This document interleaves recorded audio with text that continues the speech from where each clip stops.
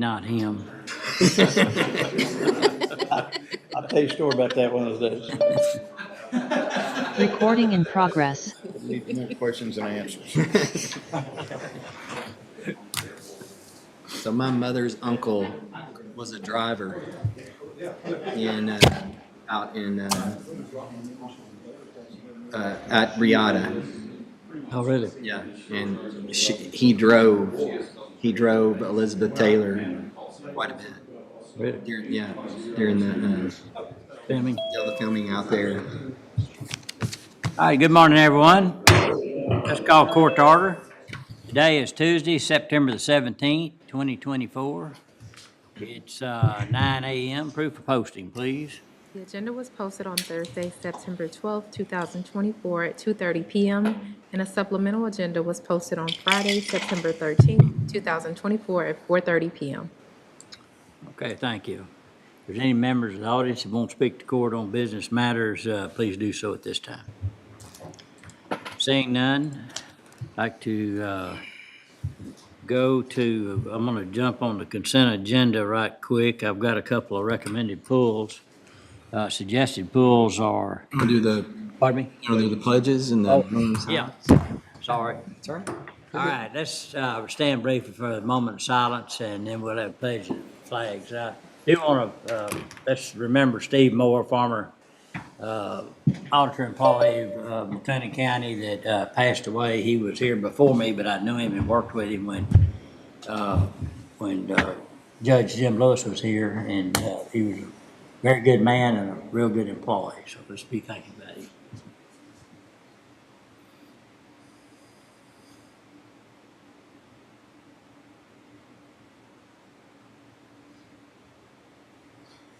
Please join in the pledge. I pledge allegiance to the flag of the United States of America and to the republic for which it stands, one nation, under God, indivisible, with liberty and justice for all. Texas pledge. Honor the Texas flag. I pledge allegiance to thee, Texas, one state, under God, one. Thank you. All right, on the consent agenda, recommended pulls are E3B. This is on the salary schedule. E3C is the HR matter for county auditor, and E3D is position assignment corrections. Are there any other pulls recommended by the court? No other pulls. Is there a motion to approve the consent agenda with the exception of those pulls previously mentioned? So moved. Second. Have a motion second. Any other discussion? No other discussion? All in favor say aye. Aye. Opposed? Pass. Thank you. We have several guests here today that have some presentations or introductions to do, and I'd first like to go under G9, which is authorization of addendum to the Waco McLennan County Library 1978 memorandum of agreement with the city of Waco. And I'd like to ask Lisa Blackman to come up and introduce our new library director. And Lisa's assistant city manager at Waco. Well, thank you, Judge and County Commissioners. I'm happy to announce or introduce to you Roberto Zapata. He is our new McLennan County Waco Library Director, and I do also want to thank Commissioner Smith for his support and time for sitting on the recruitment process with us. So with that, Roberto, would you like to say a few All words? right, nice to meet you, sir. Nice to meet you. Nice to meet everyone. My name is Roberto Zapata. I am the new library director for Waco McLennan County. I am very happy to be here. Just a little bit about myself. So I moved here from the Houston Public Library System, where I served as assistant director of customer experience.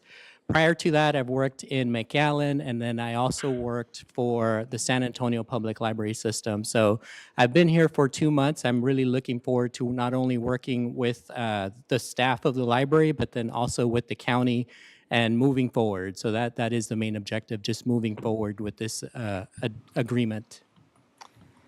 Well, welcome to McLennan County. I think you're going to figure out we don't have as many books as Harris County has. But we're glad to have you and look forward to working with you. Same here. Thank you. Thank you. Dustin, do you want to go over that G7? Yes, sir. So G9 is the authorization of addendum G9, to the yeah. Waco McClendon County Library 1978 Memorandum of Agreement with the City of Waco. So this addendum just sets out the county's funding obligation for FY25, and it sets that amount at $1,075,000. This is the same thing we did last year, and we will be working towards updating that contract for FY26. Okay, any questions on that? What's the pleasure of the court? Make a motion to approve. Second. Have a motion and a second. Any other discussion? No other discussion? All in favor say aye. Aye. Opposed? Pass. Very nice to meet you, sir. And like I say, if there's anything we can do to help you, please let us know. Lisa, good to see you again. You as well. Thank you. All right. Have a great day. Have a good day. Appreciate it. Is Dr. Leary here? Yeah. There, yeah, I didn't There he is. recognize y'all dressed up. Yeah. All right, under items I-1, discussion or action regarding the funding of the maintenance of the water improvement district and flood control structure. Morning, sir. Good morning, Judge, Commissioners. Thank you so much for letting me come in. My name is Larry Lear. I manage the Tawakoni Creek Water Improvement District and the Castleman Creek Water Improvement District, or Watershed Association. And we're co-sponsors with the county on the watershed districts, two of the three watershed districts in the county. Historically, we've shared maintenance expenses. I've got this year's maintenance expenses, total $51,250. And we'd like to split that with the commissioners this year. And our request is for $25,625. These funds were used to clear flood control structures of brush, maintain adequate vegetative cover, and inspect the dams. All right, any questions? It's a relationship we've had going way back when I think it originated from, guess out of USDA. But 1956. 56, yeah. And then a lot of flood structures were put in, the Tawakoni watershed, Castleman Creek, all of them. Yes, sir. We've got 28 structures in Tawakoni Creek. There were originally 32 planned. And then there were 6 structures planned in Castleman Creek, and we've got 5 in Castleman Creek. Right. So most of those were built in the 60s and, or some of them before then, but I know quite a few of them around where I live were built, I believe, in the 60s. They were in the early 60s, and right now we're going back and refiling easements just to refresh those and make sure that our constituents know where the floodplain lines are and not to build too low. We're trying to avoid issues that happened in Cal Bayou last year where some of the people came in and apparently hadn't checked their records and built below the 100-year floodplains. Yeah. So have there been any flood studies done around these sites since lately? And for different sites they have, Site 19 is one that the city of Waco is planning their new landfill on, so we've had a flood study done there. We've had a baseline water quality study done for that site. The Castleman Creek Site 2 was recently repaired. I think it's on your agenda a little bit later on. I think a study was done there, and we've had some hydraulic studies. Some of these structures are high-risk studies, or high-risk sites, which means there's critical infrastructure or residents that live behind them. And the state is now examining those to see if we need to change the risk category for a lot of these different structures, depending on what population is. And one of the issues that we're faced with is that we don't have any zoning authority behind the dams. So if a constituent builds a structure or moves in the floodplain, then we have to respond, but really don't have any zoning authority. And I think that there's some floodplain ordinances, but I'm not real familiar with those. Yeah, a lot of those, generally banks, if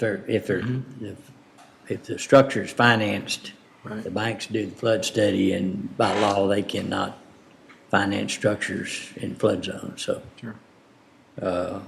But in regards to, I know that in this spring, all the structures were full, which kept a lot of that water from all hitting at one time downstream, causing floods. But of course, once they're full, it's like there's not anything there, but. These sites are designed to, there's what's called an emergency spillway on the backside. And when the water gets up to about 4 feet from the top, it goes around that emergency spillway. So it's important that we, one, make sure there's no brush emergency spillway, but two, if there's trees on the sides, it creates a low pressure area behind the vegetation, which can cause that water to start swirling when it passes it. These dams are 65 years old. And so once that water, if it ever breaches the top, there's a good chance it could wash out. And then some of the dams, these high hazard sites, we've got critical infrastructure behind. So we want to make sure, we're protecting roads and houses. And we've got some sites, one site on Highway 84, someone's built an RV park on the back side of the dam, right on the back side of the dam, and which makes me real nervous. I don't think I would, but there's also a bunch of houses across a major road. So we've got I think it's going to be less expensive for us to maintain these than it would be to start rebuilding roads and stuff. Yeah, agreed. All right, any other questions? All right, thank you. Thank you. All right, Chairman, what's the pleasure of the court? Motion to approve. Second. Have a motion second, any other discussion? No other discussion, all in favor say aye. Aye. Opposed? Pass. All right, I'd like to go to items L1A, it's authorization agreement with Populous Incorporated Architectural Services, optimization and future development markets and financial analysis. So Mr. West. And Dustin, if you want to chime in. All right, sounds good. I'll let Wes kind of start out, and then I can fill in if needed. Okay, thank you. Thanks, Judge and Commissioners. I appreciate the opportunity here to visit with you today about our, Master Plan 2.0 is the best way to say it. So as you know, this is part of the venue program and what we're doing out there and kind of next steps. When we originally did the master plan back in 2017, obviously the world was a little different. And so not to carry forward with COVID, but it certainly changed what we do and the way we look at things and where those opportunities are. And so as we look to re-engage with Populous, then we think it's important that we do this so that we make decisions, as we've always talked about, that are 40 years in nature. And so we want to make sure that this facility is set up for success and that entire campus has an opportunity to move forward with what it needs. So part of that as well is that we, in 2017, engaged with a company called CSL, Convention Sports and Leisure, which did our market analysis and feasibility study. And so when we started to look at that opportunity, then we knew that Hunden was here in our community already working with the city of Waco, so we think it fits very well because they understand our market. They also understand our community, and so as you put those two groups together, a world-leading group in Populous in the architectural world is design and master planning, and then Hunden, again with the same kind of reputation in the market analysis and feasibility side, then we want to bring those two together in one agreement. That's the agreement before you that Populous will lead, and we will be able then to, over the next 6 months or so, to develop a new master plan looking at our equine and livestock activities, as well as what we need to grow as far as what the community needs. When we look at creating economic impact, it has been the base, the first project of the master plan has been wonderful to grow our economic impact at well over $70 million annually. And so we're very proud of that, and proud that we can manage that facility for the county and for the venue project, and so we're excited about those things. So I'll answer any questions, or I guess, Dustin, if you want to add to what I have to share. Sure, and I'll just say we'll be contracting directly with Populous using their architectural services. So this is a professional service. And then Hunden will be a sub-consultant under that, reporting to Populous. So the total The total fee for the financial analysis and architectural portion is $248,800. And this is something that is an eligible expense from the venue fund.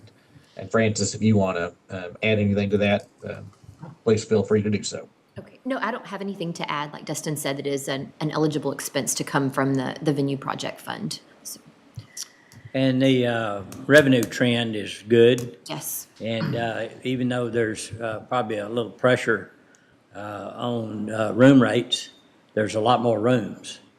And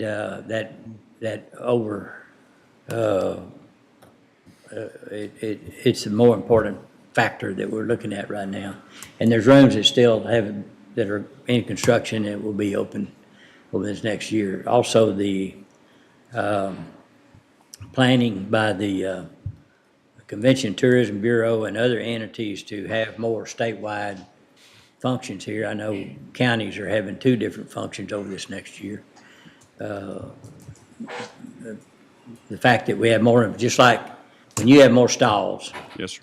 you can accommodate bigger shows. Well, the same way, we have more rooms and we can accommodate bigger meetings and conventions and those kind of things. So there's a lot of effort put behind that. So I'm hopeful that that trend will keep moving up. And then the other factor is we're hoping that over the next few years, interest rates go down significantly where it makes sense to, if we do any refinancing or financing of existing debt or adding debt in another way under our agreement can happen as well. So I think it's all going in the right direction. Us too. We appreciate it. I do want to recognize that past Chairman Mike Lewis and Chair-elect Dan Ingham are here with us today, or with me today, and so I appreciate them coming to court. And then the last thing, and then I'll be quiet, is that the fair starts October 3rd and runs through the 13th, in case you're interested. Well, I was hoping you'd give a shameful plug. Yeah, I couldn't resist I saw it. that. Yeah, and that's great. We're excited, and hopefully the weather's going to be perfect, and that has a lot to do with it. Yes, sir. And one other thing for the commissioners' edification is we're preparing a proclamation recognizing the volunteers, and they've got a big volunteer event coming up Thursday. this Thursday. So we will have a document that you will have to ratify, but I don't think anybody argues with patting volunteers on the back for Absolutely. helping the community. It's over 600 of them that have done an amazing job, and it's public, stuff here, but they surpassed a milestone this year in their fundraising that started in, it's been around a long time, but in 2010, we redid our volunteer program, and they passed $1 million in fundraising this year for the first time ever. Wow. So hats off to them. They support that, so that weather isn't a factor, and so that certainly we can also give out $500,000 in scholarships annually, and all the other great things we do here in the community. Yeah, So, yeah. Wes, I'm familiar with everything you have listed here, but a community field house. What is a community field house? I don't know what that is. I don't know what's listed on that. I'm sorry. I mean, I don't know what But you got parts the you're parking referring. garage, the hotel, all of which I see needed out there. I'm just curious what a community field house was. That's probably language from, I think that's language from Populous, so that they cover all the bases. I'm not Pretty sure. broad. Just because it's written in there, it makes it a broader stroke, and so not necessarily that we would build a community field house, because I don't know what one of those is either, Ben, so. Just curious. Yeah. I guess it's for the sports teams. Got I an don't old know. coach over here. Yeah, I was gonna say. I would assume it would be something that, when you have activities out there that people need, dressing, shower facilities, something like that, that could be utilized by entire groups or something like, much like at a park or a play, or a campground or something like Right. that. That would be a possibility. Absolutely. I did not, I skipped over that, I guess, when I was reading the, I think The you're right. agreement. It's the broad language, just like we use on bonds, be sure we don't. Very broad. cover everything. Yeah. Very broad. I mean, that, obviously, that facility is county-owned and used at your discretion, and certainly we appreciate the opportunity to manage it, to create economic impact and those kind of things. Y'all do the work, and we get the credit. It's Absolutely. We're fine with My favorite that. thing, my favorite thing. You guys do a great I'm a little job. unsure here of what we're actually getting and paying for. There's is, I guess this is not, there's two components to this contract. The, Dustin, you want to can go over that? somebody, can Dustin, can you go over this contract and how you come up Sure. with $248,000? Yes, sir. So there's the populous component. They will do on-site meetings with the fair and team. And Wes, feel free to add into any of this. I know Sure. you've been, and you know it better than I do probably. But populous will do concept drawings. They'll do architectural site plans, floor plans, elevations. They'll do 3D concept development. They'll have their narratives. So that's the populous piece. It's 120,000. And then the Hunden piece is coming in, and it's on the, like Wes said, that original CSL plan. It's looking at the market feasibility, and that their portion is the 128,800, I believe. Correct. So there's two components then. So we're being billed by Populous and by Hunden. We're contracting directly with Populous, and then Hunden will be a sub-consultant to Populous. Okay. So the total amount is 248,800, 248.8. Yes, sir. and this can be paid for out of venue funds? Yes, sir. And we have Yes. the funds. All right, great. We have the funds one is to, what's the market, what do we need to be building? And the other, Populous comes in and says, well, the report says this, so here's what it'll look like. Yes, sir. Yeah, and as I think Commissioner Jones, the real important side of that is we could get the cart before the horse, so to speak, if we just built something that we think we need. The good thing about Hunden is that, just like CSL did it previously, that gives us an opportunity to really look at what our market can bear and what it looks like. And But so, why did we pick Hunden over CSL? because their work here in the market currently, and the fact that they're familiar with our community, and they are right now the leading firm to do that in the United States. So. Okay. Any other questions? No question, just a comment. I was a proponent of this for quite a while. I felt like a long-range plan. That location is a gym, and it's got great opportunities, and I think it deserves to have a working long-range plan where we know, like I said, a roadmap, where we're headed, and we're going in the right directions.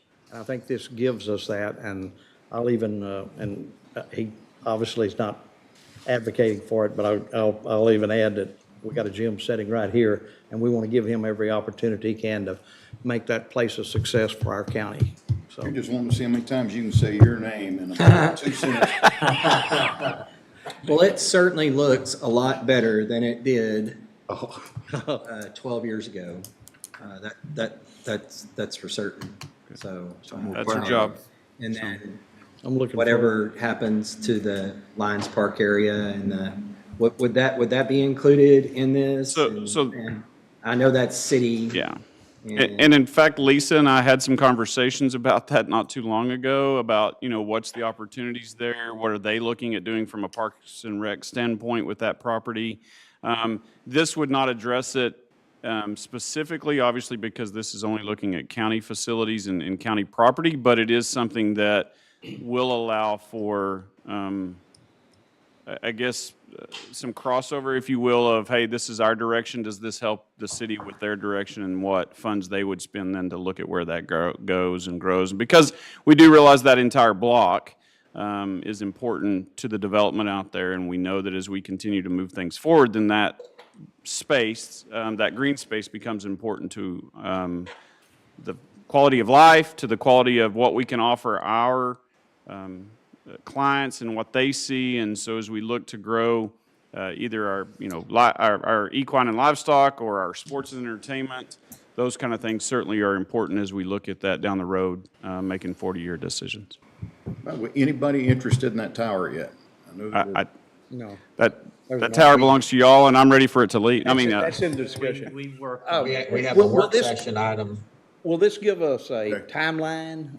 Will it lay out an estimated or suggested timeline for any I would of these? suggest that the timeline is tomorrow, Commissioner. Yeah, well, I But that's understand that. that's not my call to make. So I think it looks at, Got to get our financing in place. yeah, before- it looks at where and how we would develop that campus as a whole in order to move things forward. So from our side, we will be paying for a portion to include in this the Coliseum and Show Pavilion, because you know that they're not part of the venue, so the venue cannot pay for that. So we'll include those on our side in our agreement with Populous. Good. So that we can look at where do those two facilities go. It's hard to believe that the Show Pavilion opened in '02. And so we're 22 years old in that facility, and so it's time to look at, what does it need, where does it go, how does it marry in with what we're doing from a venue standpoint. So I think once we have the established campus layout and master plan, then I think we can work on, again, with just like we did with the original master plan in 2017, we believed a multi-purpose facility like the base was the first step to make that impression, to make that improvement in the community or in the campus, because we had a well-established ag side of what we were doing. And so it allowed us to develop that side of what we were doing as far as our business development and as far as what impact we can have on the community. And, when you get to celebrate the Texas Rangers sesquicentennial at our facility, that's a big deal for us. Yes. And so that's a big deal for our community, and we're proud to be able to bring those things to McLennan County. I would encourage everyone who hasn't to go to y'all's website and just look at the activities that are hosted out there. It's remarkable. Thank you. And possibilities are endless. Yes, sir. And something we don't get to do often enough. We get to talk to you and thank you, but thank you to the executive committees and boards. I was gonna mention one more gym to Jim, that there's two gyms out there Absolutely. right now with Dan and Mike, and leading a group of very motivated and interested volunteers that if we ever do need another bond election, we've got 600 votes generally, and sometimes that can win an election, so There's a lot of work goes into it, guys. We appreciate all of y'all. thank y'all. And Judge, if I could, I just want to point out a couple other things that, due to our obligation with the city of Waco and Waco ISD, we did reach out to them just to make sure they were okay with us spending these venue funds in this manner, and both replied almost immediately for us to move forward. They were, I think, happy to see this work that will be taking place. And then when we do the motion to approve this, if we could just designate this as a professional service with Populous, that would be great. Okay. All right, I'll entertain that motion. Motion to approve the agreement with Populous as a professional service Agreement. agreement. Second. All right, I have a motion and a second. Any other discussion? No other discussion. All in favor say aye. Aye. Opposed? Pass. Thank you, gentlemen. Thank you. Appreciate it. Good day. Thank you for coming. All right, I think going to G1, authorization agreement for services related to resolution with Meals on Wheels Waco through the Texas Department of Agriculture, Texans Feeding Texans, home delivered meals and grant program. So Debbie King, is she here? Nope, she's not here. So Dustin, we just, that's under G1. Do you want me to go ahead and just knock out these annual contracts really quickly? Yeah, let's just do that. So these are all in the budget. So this is the annual contract with Meals on Wheels for an amount totaling $30,000. G2 is authorization of agreement to the Greater Waco Chamber of Commerce. G2A is regarding economic development services. This one totals $199,500 plus half of the licensing fees, which City of Waco pays the second half of those fees. G2B is regarding in Waco digital talent recruitment and marketing campaign services. This one totals $50,000. G2C is regarding workforce and talent initiative services. This one totals $125,000. G3 is authorization of agreement with McLennan County Employees Federal Credit Union. This is for their storage of the records in the archives building. G4 is authorization of contract for services with Startup Waco totaling $50,000. If we can hold G5 for right now, it will need to be deferred. So dropping down to G6. Hold 5. Authorization. Okay, G6, authorization of contract for services with Texas Brazos Trail. This one totals $10,000 and is included in the budget. So that would be approving G1, G2, A, B, and C, G3, G4, and G6. All right, any questions? All right, is there a motion to approve those various contracts that Dustin just mentioned? So moved. Second. All right, a motion second, any other discussion? No other discussion, all in favor say aye. Aye. Opposed? Pass. Under G5, is a Motion to defer. Second. we have a motion second to defer. Any other discussion? No other discussion, all in favor say aye. Aye. Opposed? Pass. And Judge, if we have two items for Jared, if we could take care of those. Yes, we can. So G10 is authorization of VMAX and VoteSafe software maintenance and support agreement extension with VOTAC for voter registration and election management. And this also ties into the supplemental agenda item B1, approval of order relative to sole source designation and granting exemptions from bidding with VOTAC for voter registration and election management software. Jared? Yeah, so this is just to renew our contract with Votech. This is our vendor who does our voter registration database, and we're just looking to renew it for next year. All right, any questions? Motion to approve. Second. Have a motion second, any other discussion? No other discussion, all in favor say aye. Aye. Opposed? Pass. Thank you. All right. And could we go ahead and just approve B1 on the supplemental, that approval Yes. of order relative to sole source? Yeah. Need a separate motion on that? Yes, sir. So moved. Second. All right, I have a motion second, any other discussion? No other discussion, all in favor say aye. Aye. Opposed? Pass. All right, then we also have item M8 regarding the November 5th, 2024 joint general election, authorization of notice of joint general election. Jared? Yeah, and this is just to approve the notice that's going to be published in the newspaper. We'll put it on our website, just giving all of the information about the upcoming November election. And Jared, did you want to mention the 25th Street Fire Station? Sure, yeah. Yeah, I think that's a good idea. So I know there was some talk about closing the 25th fire station, 25th Street Fire Station. Spoke with city officials over at the city of Waco a week or so ago. They are moving forward with getting that site ADA compliant, which is great. So we are going to go ahead and use that site as well as Journey, which is the one that we had approved a few weeks back. And so we're going to close the La Vega ISD administration building in order to keep both of those other sites open. That's the only change, though. All right, any questions? All right, what's the pleasure of the court? Motion to approve. Second. Have a motion second, any other discussion? No other discussion, all in favor say aye. Aye. Opposed? Pass. Thank you very much. Thank you, sir. All right, Dustin? All right, Judge, you want to head back up to the pulls from the consent agenda? I do. All right, so we can go to E3, Human Resources, E3B's authorization of department head salary schedule for fiscal year 2025. Anna?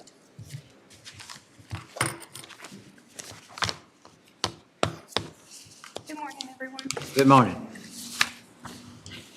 So I have here just the salary list for department heads that actualizes the pay for fiscal year 2025.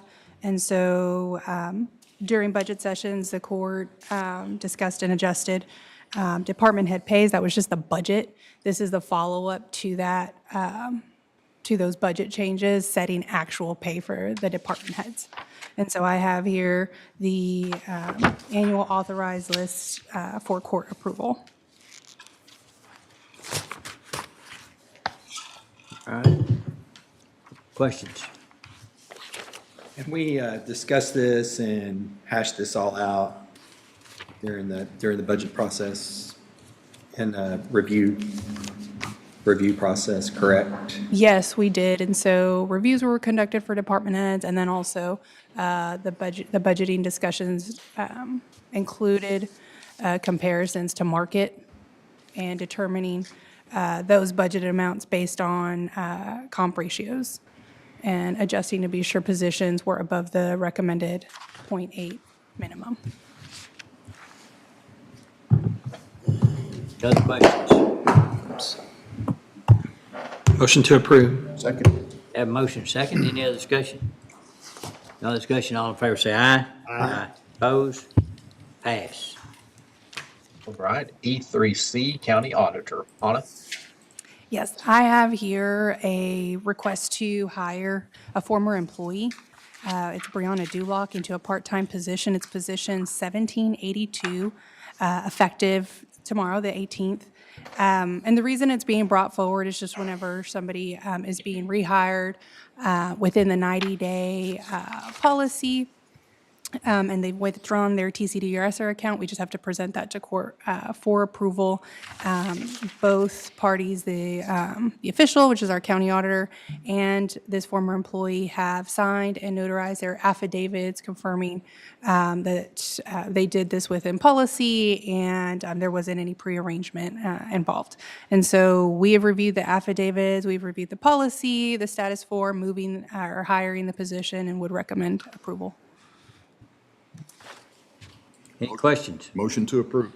Second. Have a motion second, any other discussion? No other discussion, all in favor say aye. Aye. Opposed? Pass. E3D is authorization of position assignment corrections under the new pay structure. E3D1s regarding maintenance of buildings, and E3D2s regarding maintenance of equipment. Anna? Yeah, so we had these two kind of outstanding positions kind of floating around, waiting for a determination to see what structure, which of our new structures they best fit into, because we have a new pay structure, we have one for general positions, it's a core structure, and then we have one for corrections positions in which our folks with jailer license are assigned to. These two positions, after conferencing with maintenance of buildings and with the sheriff's office, have confirmed these two positions, which are the inmate work crew supervisor position 245 and the lead mechanic position 1022. These positions will be or continue to be serving in a technical capacity, whether it be mechanics or maintenance, and they'll also be supervising inmates. And so I don't know if the court remembers, we used to have 3 inmate work crew supervisors. That's now been reduced to just this one position. And TJ and David Ives have confirmed kind of what the upcoming schedule would look like for trustees coming out of the jail and being under the supervision of this inmate work crew supervisor. And so given that they will be supervising inmates and must maintain their jailer's license and currently have that jailer's license, it's best that they be placed in the corrections pay structure, CO4 and CO6 pay grades moving forward. We would recommend that they continue in that system as long as having a jailer's license and supervising inmates is a part of their functions, which it currently is. And by changing any of this, we're not decreasing anyone's pay, right? Right, so we would be applying the tenure rules. Whatever tenure rules are being applied for the new policy that is yet to be presented would apply here. And currently, the structure that we have kind of formulated, it would not involve a pay decrease for them or any substantial pay increase either. And so for now, for the effective 10/1 date, their pay would remain the same. We would recommend that they keep their current step and current salary as it is, as the other jailers currently are, is the understanding. Their pay is kind of frozen until the new policy comes into play. So they would be in that same bucket. Thank you. These are currently filled positions, though? Yes, sir. All right, any other questions? I make a motion to approve. Second. Motion made second, any other discussion? No other discussion, all in favor say aye. Aye. Opposed? Pass. Thank you. Thank you. All right, moving down to item F, bids, RFPs, RFQs. F1's authorization of proposal with M&E Consultants for site visit, drone, and topographic survey of county drainage channels. As we discussed last court session, we've reached out to the city to start these discussions. I know Chrissy's done quite a bit of research, as has Zane. And so Zane, do you have anything to add today? Yeah, I was going to just let the court know that Chrissy has found some historical documents that was recorded in county records under Laserfish, and it indicated that the part of the concrete drainage channel is 50% responsibility for city, 50% responsibility for county. And then my office is still researching the deeds to who owns the property where the channel is on. Initially, most of the deeds pointed towards the county, but I think as time has gone on, there's been a lot of deeds that have been conveyed for the property of the drainage channel back to the city of Waco. So I'm hoping in the next week or two, we can find out how much of the drainage channel is actually owned by the city of Waco and how much is owned by the county. And then we will also have in our back pocket the original decision to construct the drainage channel was a effort led by the city of Waco, and the county assisted. Don't really know all the facts around that because that was back Yeah. a long time ago. But there was some documentation that shows that it's 50-50% responsibility for construction, payment, and maintenance of the drainage channel. Okay, So has there been any discussions with the city? briefly, yeah. But in other words, they reached out to us about the. They reached need. out They to reached us, out to us saying that we needed to clean it. clean it up. Yeah, Yeah. so, we've stalled so we can learn more, and we've learned more. So I think, we've got to. So we haven't shared what we've learned. That's correct. I think we're trying to get, Be sure we're right. Yeah. yeah, Yeah. we're trying to get, a clear understanding so that we can then have that conversation with Waco and then see how they want to proceed. And as far as you know, there's not urgent, but it does, you can look at it and say it needs to be cleaned, but, by the owner, and we're trying to determine who the owner is. That's correct. There's no urgency. Yeah. Okay, So I recommend we defer this. okay. Motion to defer. Second. Motion made and second. Any other discussion? I would just ask, are we going to continue to leave this as an agenda item, or we're going to save trees and paper until we know we're going to have something to talk about and then put it back on the agenda? Toner? I think we can, because the fact that it's not urgent, then whatever time it takes to put it back on the agenda, the longest would be 2 weeks. And Right, so I'd be, I would say we pull with no action and we pull it off the agenda. Is that the right order to give, Dustin? Yes, sir.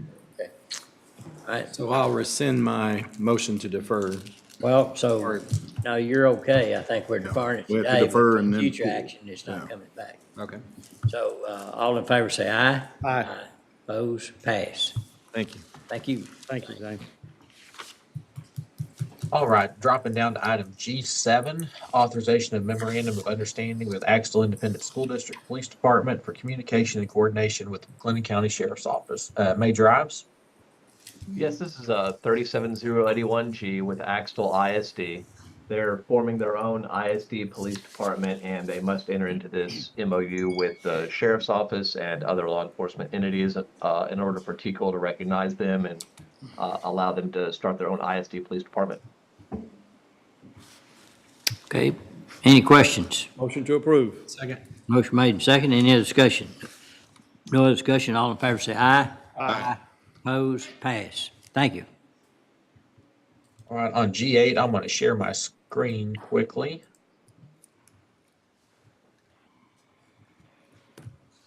Okay, so this is a lease with County Square for a lease of property located at 513 Austin Avenue. As the court will remember, we've discussed this back during budget. This will be for the temporary placement of Recovery Healthcare. So in our agreement with Recovery, in exchange for them providing lower rates on the indigent clients, we do provide them with office space. So the term of this lease is 27 months through December 31st, 2026, with a base rent of $3,000 a month. And as you can see, it is it's this portion of the bank teller across the parking lot. It's about a little over 1,500 square feet, which will be adequate space for recovery. Proximity to the courthouse is great, so their clients can go from the courthouse to this spot, and we think this is a suitable location for recovery during this time. And this is just for the use of the inside of the facility. It doesn't really have anything to do with us utilizing their parking, correct? Right, that's correct. Because the clients would just walk over. Yes, they'd be parking on county lot anyway. Yeah. You said temporary. Why temporary? So they will, I'm sorry, Commissioner, Recovery will have office space in the new judicial center. Oh, okay. And so they're being relocated from the Columbus side of the downtown jail due to the construction. So this is where they'll go, and then the PTIP, that group will move to 1211 Washington. All right. Okay, thank you. Okay. So, Move to approve G8. What, No, not, Second. it's not G8. What number is it? Yes, sir. G8. G8. G8. Oh, it's got library director there too. It Oh, kind of okay. throws you off a That's little. what threw me. Yeah. Okay, yep, G8. All right, motion and a second. Any other discussion? No other discussion. All in favor say aye. Aye. Opposed? Pass. Right, moving down to item G11, authorization of renewal and extension agreement for professional services with Justice Benefits Incorporated. So JBI provides assistance in exploring federal financial participation opportunities. They help us with the SCAP grant and those Title IV-E grants that we bring through court. Francis, do you have anything you would like to add to this? No, other than we're happy with the service we've received from them over the years, and we would like to continue this agreement with them. Good enough. motion to approve. All right, second motion, have a second? Yes, sir. Okay, motion second. Any other discussion? No other discussion. All in favor say aye. Aye. Opposed? Pass. G12, authorization of solutions agreement with Blackbaud and related EverFi order form for subscription for online compliance training library. And I believe this needs to be deferred. Is that correct, Anna? Yes, that's correct. Motion to defer. Second. All right, I have a motion to defer and second. Any other discussion? No. Can I ask one question? Yes, sir. Is Blackbaud new, or have we used them before? So they purchased EverFi, and so it's the same system Oh. it's being administered by the company. Okay, all right. All right, I have a motion second. Any other discussion? No discussion. All in favor say aye. Aye. Opposed? Pass. G13, authorization of contracts for software with EDOC Technologies, and these G13A through D will all need to be deferred as well. Motion to defer G13A through D. Second. All right, we have a motion second. Any other discussion? No discussion. All in favor say aye. Aye. Opposed? Pass.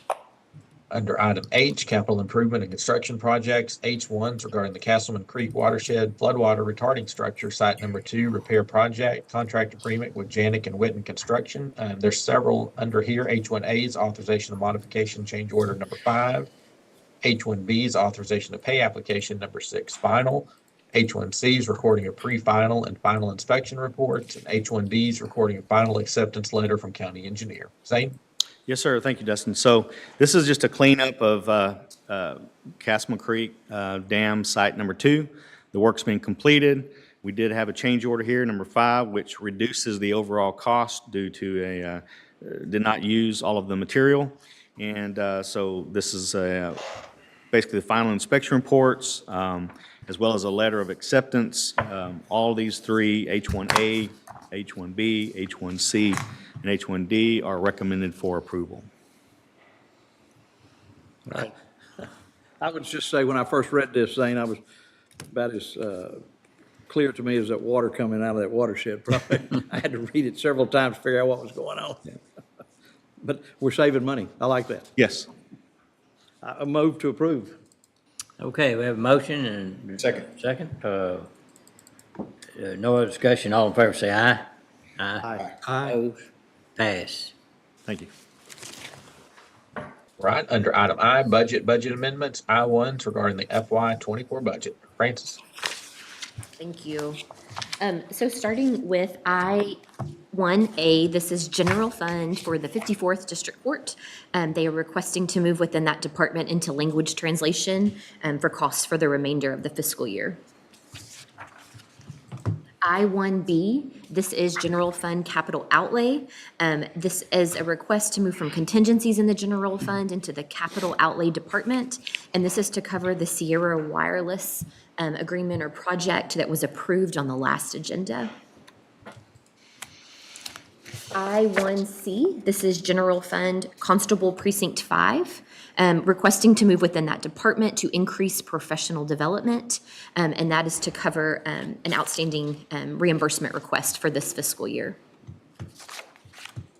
I1D, this is General Fund District Attorney, requesting to move within their department into supplies to cover supplies cost for this fiscal year. I1E, this is General Fund Elections. They are requesting to move from contingencies in the general fund into supplies. This is to purchase some totes that will hold some of the pieces of the generators that they are purchasing that was approved on an August agenda. So just some other supplies that are needed for that project. I1F1, this is Fund 421, our 2021 bond proceeds. This is an increase to the line item for 415 Columbus. And so this includes the cost of the fencing project that you approved. It also includes an amount from a previous amount approved. We're just cleaning up the budget from a past agenda. And then I1F2, this is also Fund 421, and this is just cleaning up line items where the projects have been completed, and so those would be 3 of the communications tower lines.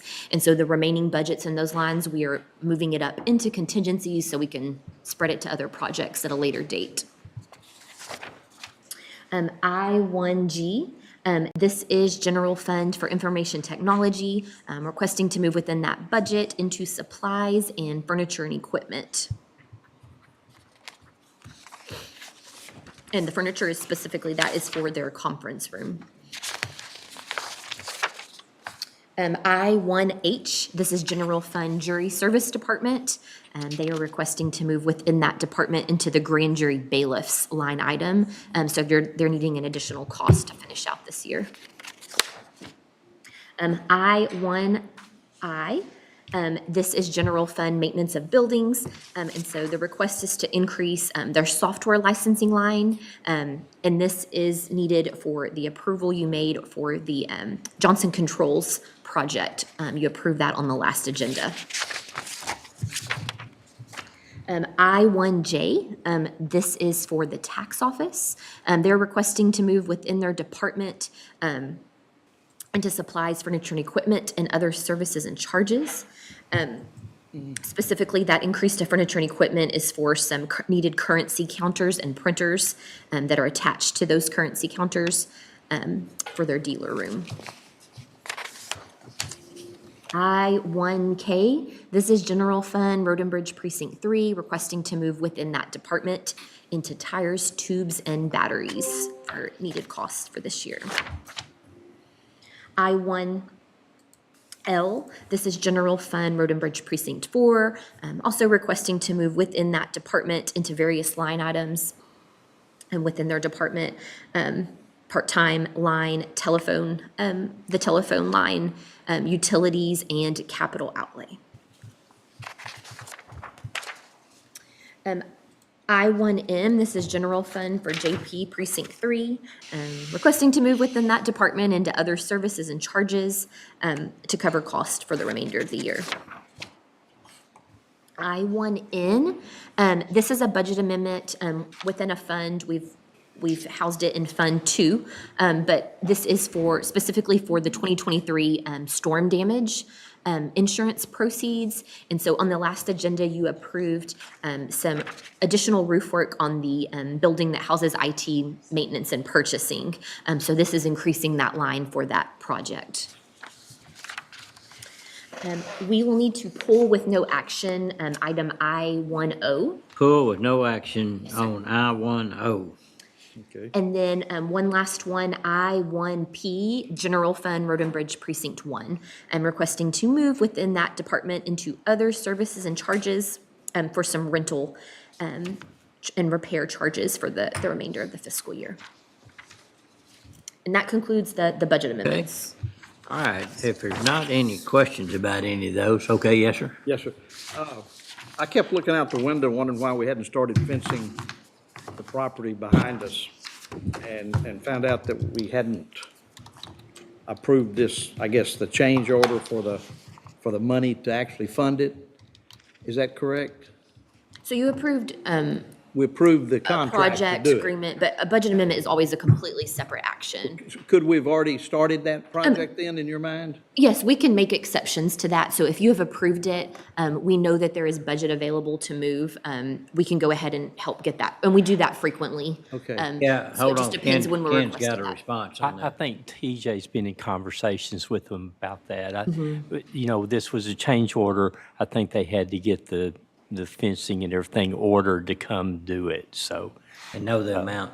yeah. It seems like a slow process to get that done. From yeah, when we I- approved it to seeing nothing happening over there, so. Yeah, TJ, do you have a last conversation with Midwest? Yes, so everything's ready to go. Once they receive our PO that we'll write today, they're ready. So we couldn't have already written the PO 2 weeks ago and got them started? So that's when you're talking about overriding the budget for something, and so we want to be very careful with that. But of course, we always work with the offices and with purchasing, and doing things if you've already made an approval. It could have been rolled into one motion, I guess, to do it, to amend the budget or whatever with the other motion. Could that have been done as one? A lot of times we will have an item on the agenda and have a budget amendment, but sometimes it's just cleaner to make sure we have an approval first. But if something's rushed and needs to be Well, done. I don't know that it's rushed, but it just seems like when you're having to wait 2 weeks in between approving something, it just seems like it stretches the process out. And Well, that's then us issuing a purchase order without budget in place, but. Well, I mean, I thought that this, and I agree with Commissioner Smith, as soon as we can get that fence up, that chain link up, the safer that corner is gonna be. I mean, this is. Right. Well, I mean, and also the big, I think, overriding drive on this is that we have the laydown yard ready to use as soon as construction starts, because it's gonna Absolutely. take some preparation going forward. So anyhow, I think. But it makes sense here. It may not make sense in their worlds, but it certainly makes sense in our world that if we have a number that we already, when we're approving it in the budget and we already know what it costs, it just seems like we should roll it all into that. Yeah. Okay, So, so noted.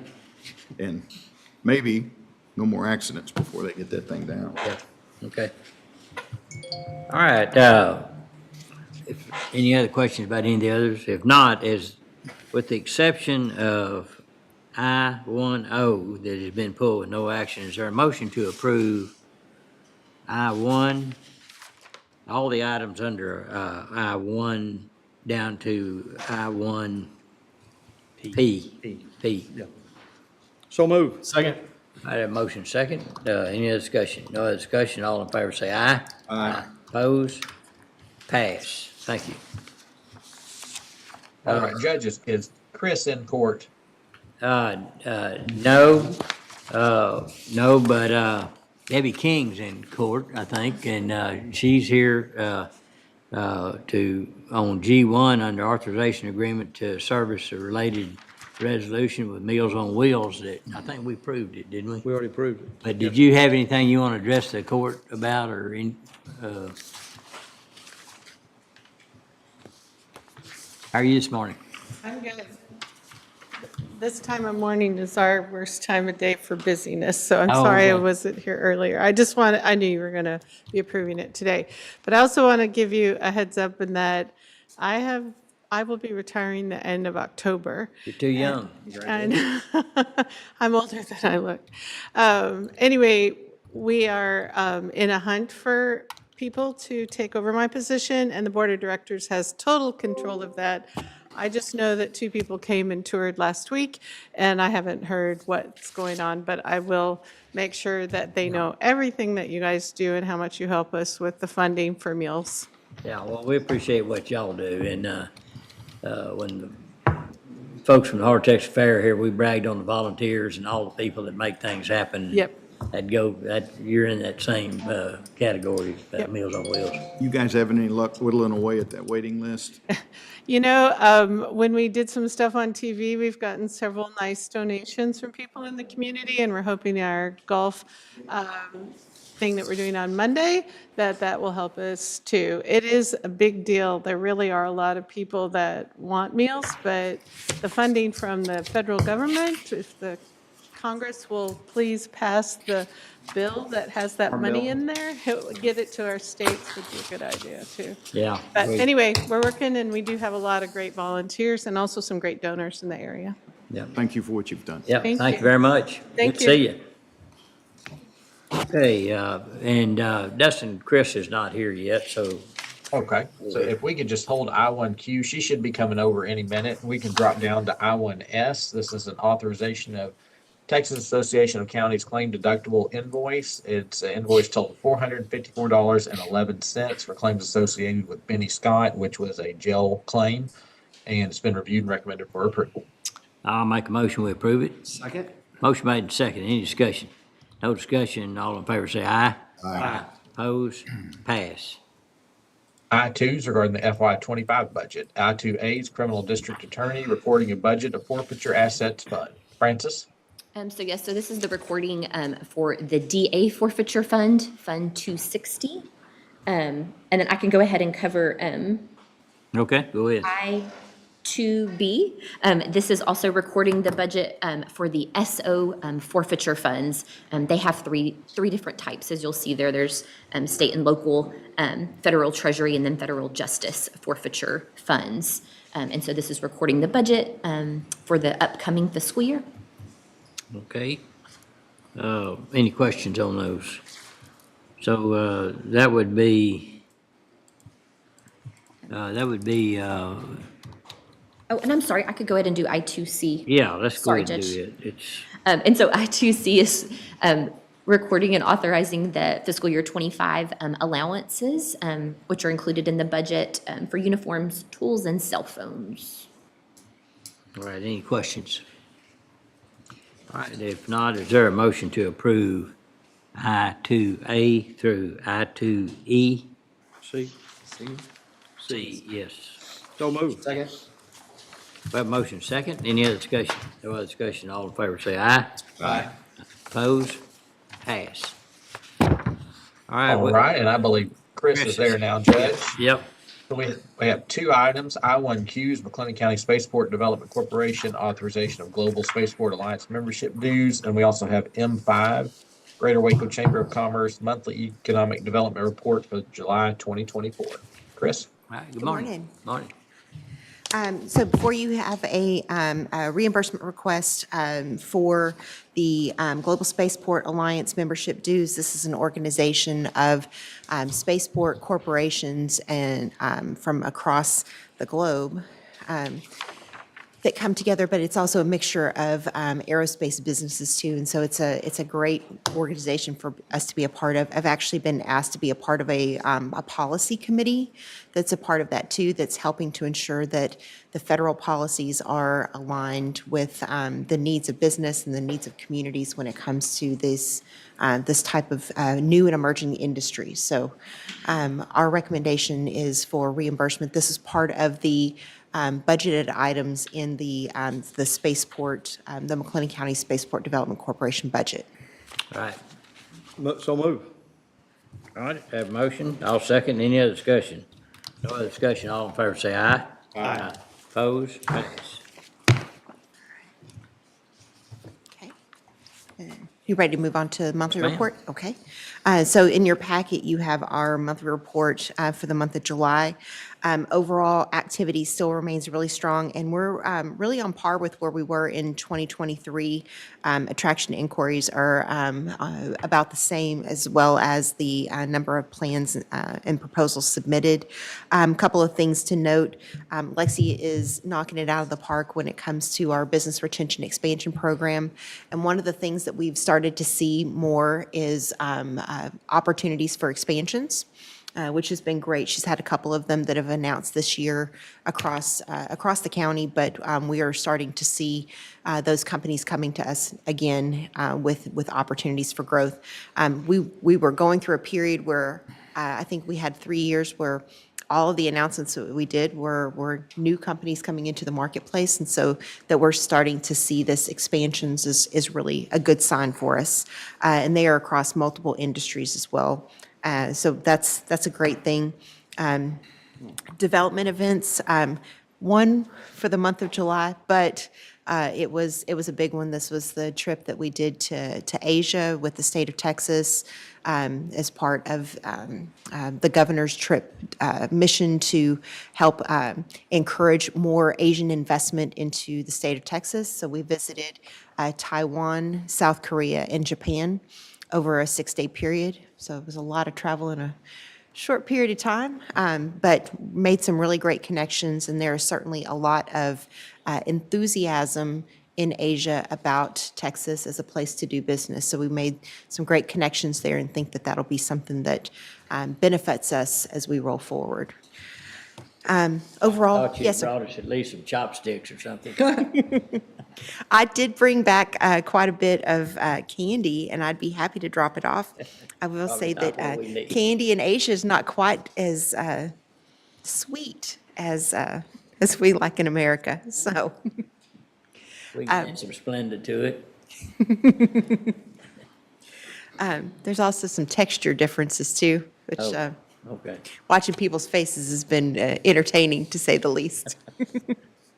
When it comes to announcements, we did have the announcement with EFC Gases and Advanced Materials going into McGregor in August, and so that was a great win for the community. Our first company coming in to meet the needs of the semiconductor industry, and so it paired really well with that trip to Asia to be able to make that announcement. And we're going to continue to see more of those opportunities come our way. The pipeline is still really strong. We have a couple of projects that are in the works right now that we anticipate we'll be announcing within the next 2 months. And then we'll be talking in executive session, probably at the next meeting, if that's okay with y'all, about some other deals that we're working through right now. So that I'd be happy to answer any questions. Any questions anyone would have? There are certain areas that are in the county that we probably need your chamber's help with to kind of look at where's the best opportunity for expansion of, let's say, residential, more rural residential type. And we're going to have a commissioner's retreat to talk about things that issues, but also opportunities and all. And one of the discussions that the commissioners have had is the type of roads that we put in. And so our capabilities are limited to a certain area, but thinking about how we expand that to better quality road, but it's got to be in an area that has a high traffic and a high return. Does it create economic impact? Right. And so we'll set up a time sometime that when the court's available to just brainstorm, probably in a more of a retreat type setting that we could give you a heads up. But and you know, where we can't do it, it might be that we go to a third party, but that's just thinking out in front, and you know, not anything that we've got particularly planned. That's But good. right now, we still have a lot of road issues in the county that have to be addressed. You know, water and sewer is another issue also too, out in those areas that seems to. Absolutely, yeah. So. Absolutely. Those, transportation and infrastructure are the biggest opportunities and needs when we're talking about growth. Yeah. I mean, because that doesn't just support the businesses, but it supports the people that come along with it. And That's so- right. So we've got to think what we need to do out front. Yep. To, or when it's ready to happen, and it probably is now, that we've got the things that are necessary to make it happen. Absolutely. That's great. Oh, just one other thing, a little moment of celebration for us today. Today is day one of operations for Knauf installation in McGregor. So Oh, wow. So their production. They're firing up the furnaces today. Big deal. Yeah. That is. It's a big deal. It is. So Yeah, that's a great outfit. I hope that we have an opportunity to tour it while it's operating. Yep. Like we did in California. That, it's unbelievable, how that all works and the technology used and the skill level that the employees need to have that we can provide. absolutely. So That plant that was going in out there in the Robinson, not the Walmart milk, but the other one, the MFS, yes, sir. I can't ever remember, what, yeah. A metal The finishing walls are up, solutions. the Yes, sir. walls are going up. Walls are going up. It's moving along quickly. Ahead rapidly. Absolutely. They've got a customer that's anxious. Yeah, right, true. Okay, any other questions for Chris? All right, is there a motion to approve those reports for recording purposes? So moved. Second. Have a motion second, any other discussion? No other discussion, all in favor say aye. Aye. Opposed, pass. Thank y'all. Thank you. Thank you, Chris. All right, we'll move on to item K, grants, grant proposals. K1 is our ARPA discussion. Under K1A, regarding the subrecipient agreement with City of Riesel, Texas, authorization of draw request number 2. Francis, did you want to cover this? Sure, I can. So this is a draw request from the city of Riesel for ARPA funding. This has been reviewed by our office. It's been reviewed by LAN, and so we recommend it for payment. The draw request is in the total amount of $198,189.68. Sorry about that. I kind of liked it. Motion to approve the draw request. Second. Thank you. Thank you for moving us off the dime. Have a motion second, any other discussion? No other discussion, all in favor say aye. Aye. Opposed, pass.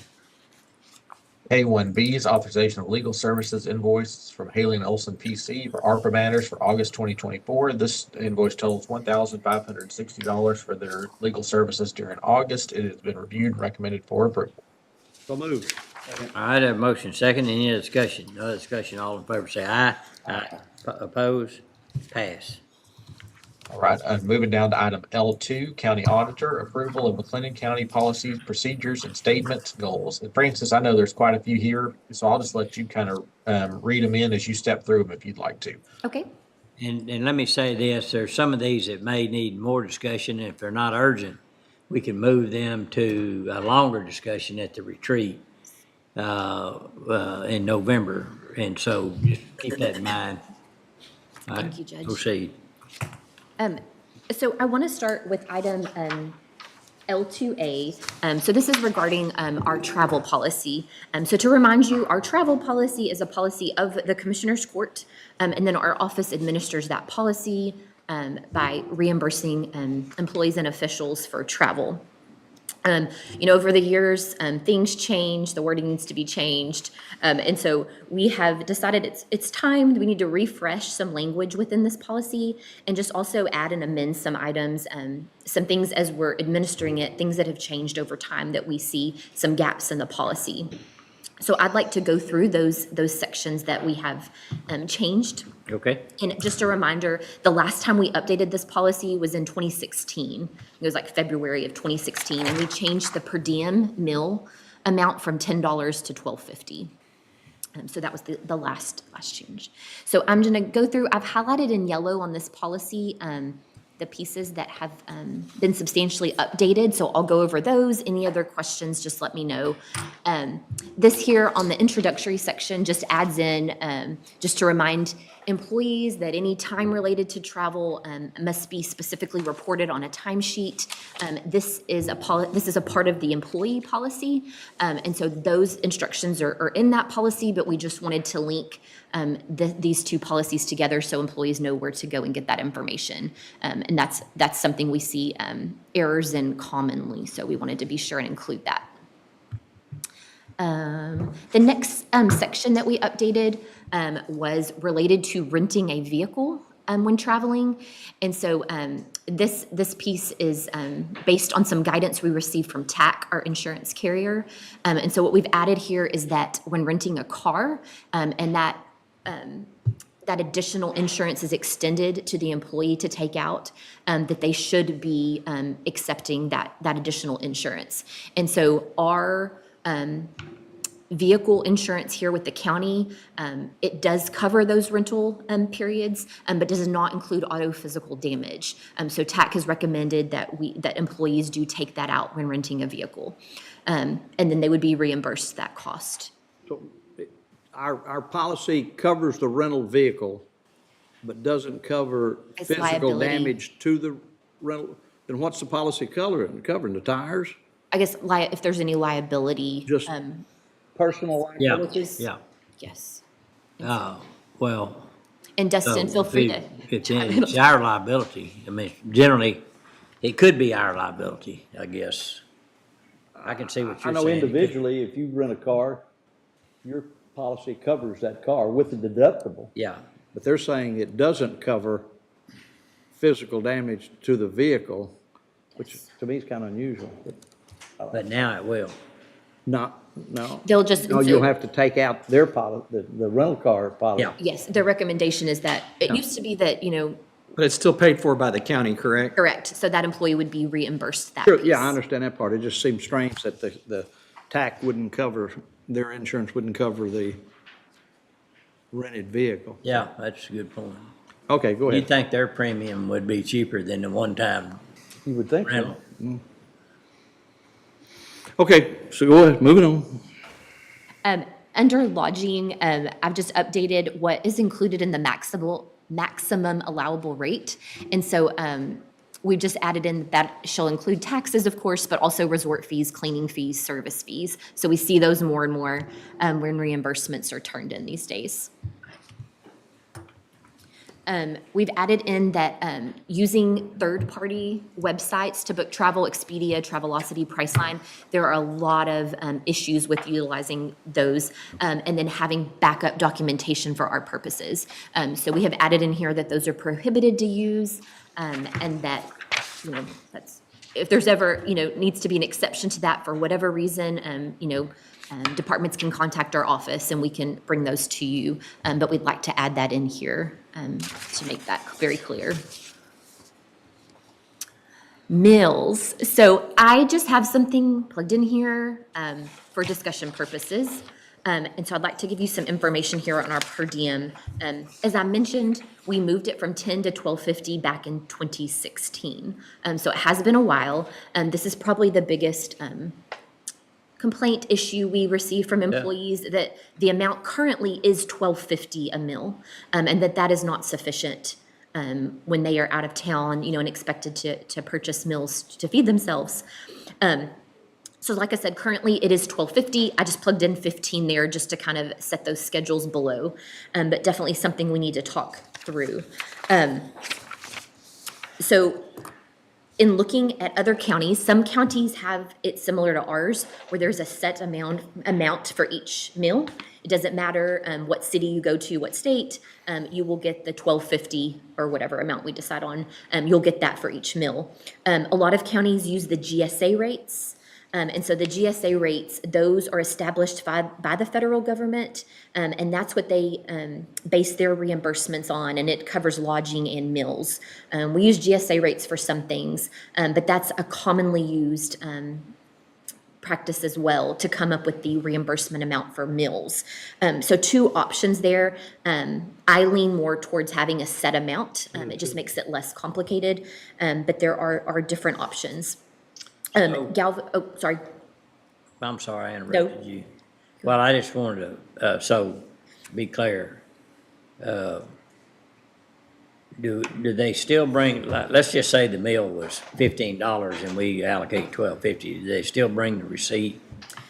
No, So sir. they don't, So- we just pay them. So since it's a per diem, no receipt is needed. They could have not eaten at all. They could have spent $100, but they will receive the At conferences, they generally feed you a lot of times, so, Yes, and we have something in there I'll get to in a second. Okay, I'm That if it's included, no, that's a great question. okay, But yes, you would get that $12.50 no matter. yeah.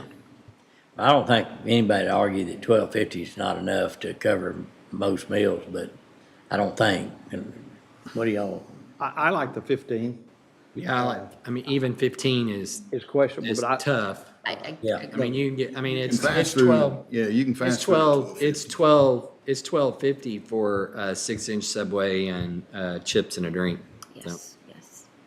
Well, I think to we try the 15. to give you some like context on what other counties are doing, so I know Galveston and Bell County, they both use those GSA rates. The GSA rates in Texas range anywhere from 59 to 60. I think it's 59 to $64 a day. So the GSA rate in Waco is $59. But you go to Dallas, it's going to be a little bit higher.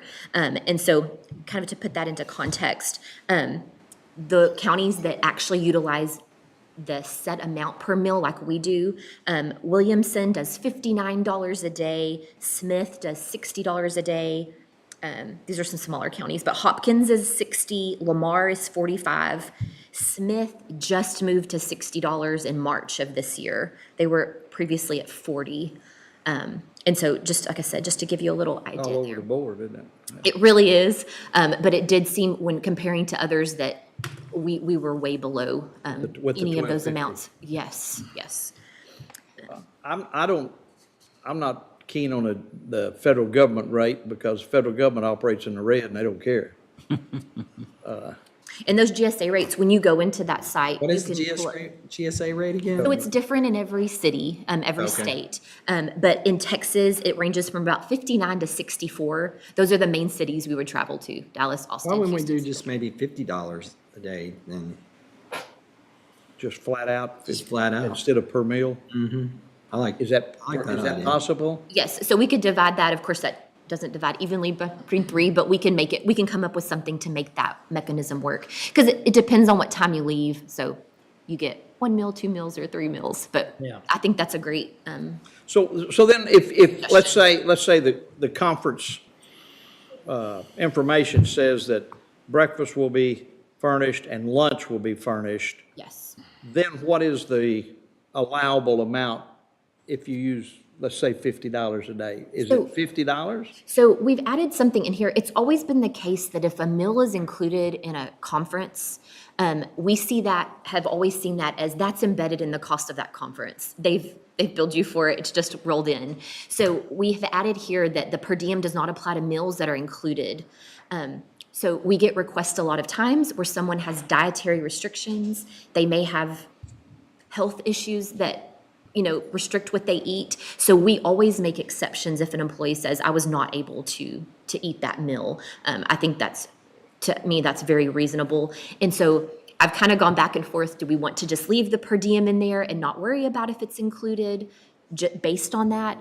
But we can put that here and then continue to make those exceptions as requested. And we're making those calls. Like I said, I think that's. Yeah, I'd almost just flat per diem and not worry about what's included or not included, because a lot of those meals aren't part of the conference cost. They're actually a third-party vendor who does business with So TAC or that's where it's wants to. really They hard for actually- us to. Yeah, they actually pay for all those meals. So the way I do it is Cody takes whatever the agenda says on the conference and she deducts, That's what we go off She's not of. gonna pay me to Yeah. eat that breakfast tacos cold that they provide, but. And I think some of those meals aren't sufficient when it says it's included. Yeah, but if I go eat somewhere else, I don't get reimbursed because the I food know. was provided, it was my choice.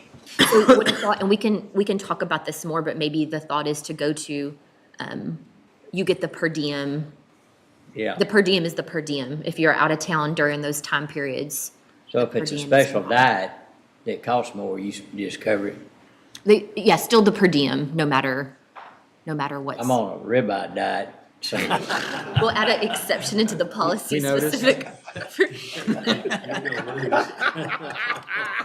As long as that steak is 15. And I don't eat the ice cream.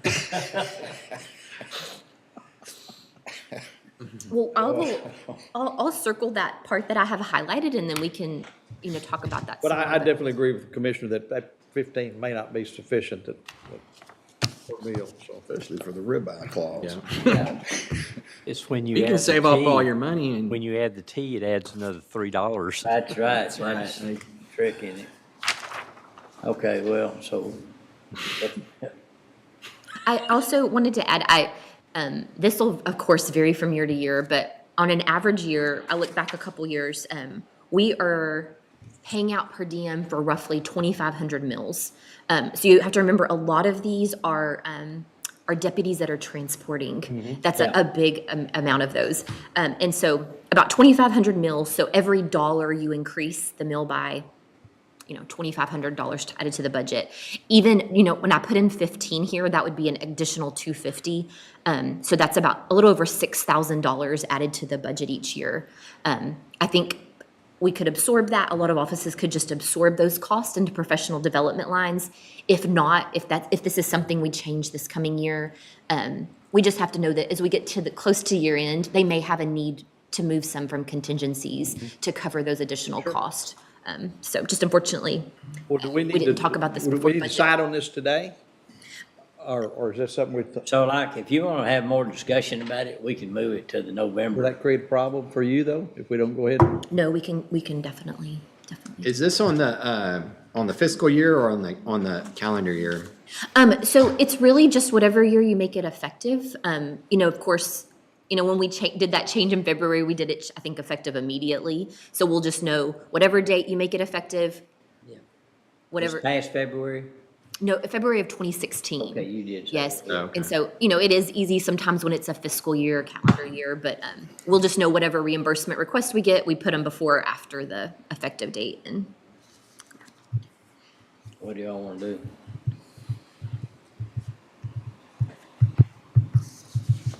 I like $50, but that's just,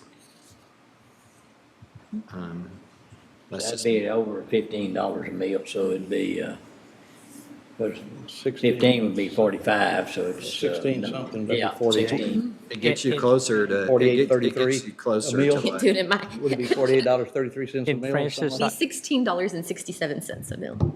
Is it a Right. coupon or without a coupon? Well, I We was- gotta- We gotta put coupons. I was in just this. saying that you don't 16.67. have Buy to one, get one necessarily free? divide it Hang on a evenly minute. per meal. Yes. You could have one meal So that's my costing question more. is like, if you do eat the conference meal at lunch per se, and then, so that gives you more, does that give you more money in the, for the dinner meal, which is generally more expensive? Yes, so I think if we just stuck to, you were out of town and you get a per diem, and so people may use that, for coffee or snacks also during the day.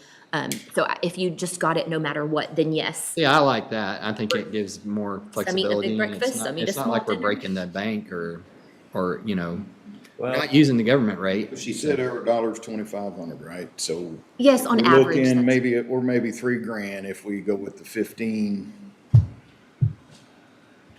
whatever it was there. the 1677 is Right. $50. But if you're gonna do that, it's almost easier just to do the flat $50 a day, period. Right. And not worry about per meal. I Just a think- flat rate per diem, just per diem. And we'd come up with like the schedule, because it depends on what time you leave to, how much of that $50 you receive, but we can outline that in this schedule. Yeah, why don't you work with that and give it to us at the retreat, Yeah. if that's all right. But I like the commissioner's idea of the 50. Yeah. Reagan, retreats November 12th? Yeah. Okay. So that was really the big thing to change, that I had noted to change. There's something added here under miscellaneous, and it's for rideshare and taxi charges. So those are allowed if appropriate and needed. It's hard to really put some parameters on there, given that rideshare is, changes minute to minute, place to place. So, but we are taking those into consideration. If you flew in and, you're taking an Uber or Lyft from the airport to the hotel, taxi. Yeah. So we kind of have left that vague there for a specific reason. When we receive travel reimbursement requests, we require very specific documentation. And so I've just added a couple things here. And so that is if you are driving your personal vehicle, we go off the MapQuest calculated route of the shortest route available, just city to city. Okay, so I've got a little problem with this. Because like, that, there are times when, and so that, I will take the Belk County Expo Center for, example. It is way out in the middle of, it's kind of far out from the city center. So that's just that's just, when I looked over that this morning or yesterday, that's the one that came to mind. And so it really, I mean, it's kind of nice that we are able to go to VG Young in February. I don't know, I think I might be the only one that really, it really takes advantage of getting those hours so closely, you know, to our, and it's there every year. So I just. No, I'm glad you pointed Having that to out. separate, you know, and then you got an expo center or a meeting conference that's, you know, the A&M Hotel is like right on the edge of, and it's not really near the city center per se. Like if you were to just drop a pin in between And you look at Bryan like College Houston. Station, yeah. So I avoid going to Houston. So I have gone back and forth in my head on this as well, and I've looked at a lot of different travel policies, even like the federal and the state, and they're similar. And I know it's just to keep it consistent. But I'm going to note that, and then maybe we can work towards, you know, putting the actual, like where the conference is held, and put that as the key. And so we will. I'm noting that. And then once you get there, if your lodging is at one place and your convention site's at another place, do you just add that mileage? So you are allowed to claim 10 miles, intracity Okay. miles each day. Okay. And again, every situation's different. So, you know, we do get requests where I it's mean, like. it's 10 miles out there too from the hotel, if you stay at the hotel, but I mean, that's just. But I mean, you go to a city and someone's like, there were no hotels within this many miles. And so then Had that. we just have to make exceptions as they come up because every situation is very As long as you specific. bring It's logical hard. information, y'all will recognize that, right? If you bring, like, there's unusual things that happen, but here's the documentation for it, then Yes. y'all look at it. Yes. And if there was ever anything we didn't feel comfortable with, we would bring it to you to decide that for us. So. Okay. I've noted that one and we'll circle back to that Okay. as well. And then just adding in there that any court documentation that has already gone through for approval out of state or other certain expenditures, that they include that as well. So I've added in here that advances for travel expenses are never allowed. We're not allowed to front money for an employee or a vendor, or that is per state law. We can, of course, request, an employee can request advance payment for the lodging. And so I've added in here, we have, our office puts together the forms that we need employees and officials to fill out. So we're updating those, and there will be a hotel-specific form now. It'll just keep things streamlined. And hopefully make it easier on everybody. But so that this paragraph just walks through that procedure. And as time goes on, if we decide to do things different, credit cards or however we move forward in the future, we will adjust these procedures accordingly. And then we've just added, I said we've kind of refreshed this policy, so we've added some things like unallowable expenditures, so things that we see frequently or have experienced as we've gone through these reimbursement requests. So just a few, of course, not all inclusive there, but just adding that in. Do we, back on the lodging, do we use tax exempt? Do we have tax exempt opportunities? So we are always exempt from sales tax. Sales tax. So usually the sales tax is if somebody's purchased something like at the market at a hotel or something, there shouldn't be any other sales tax though. And that would be a personal expense. But all of the like venue type taxes, tourists, all paid. we have to pay all of those. We are okay. not exempt. We're not Sorry, long story short, I should have said that from the beginning. Only sales tax.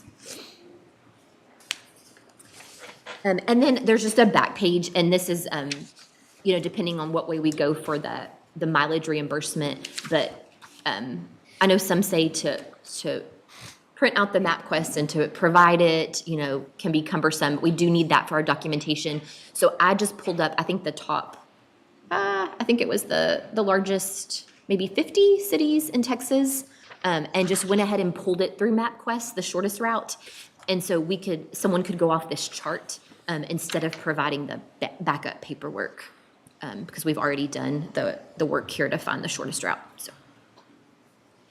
So you could do either or are we just using this list? So if you, either or, but if your city you go to is not on here, you would have to pull it up on MapQuest, the way it currently is. But this is the shortest route on MapQuest, so we've just kind of done that, work already, without having the employee have to pull it in addition. Please take these miles and apply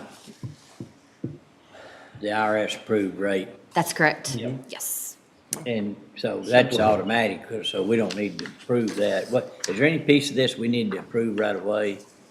No, I think we'll Okay. hold those two pieces that we've talked about, and then we'll talk about that at the retreat in more detail.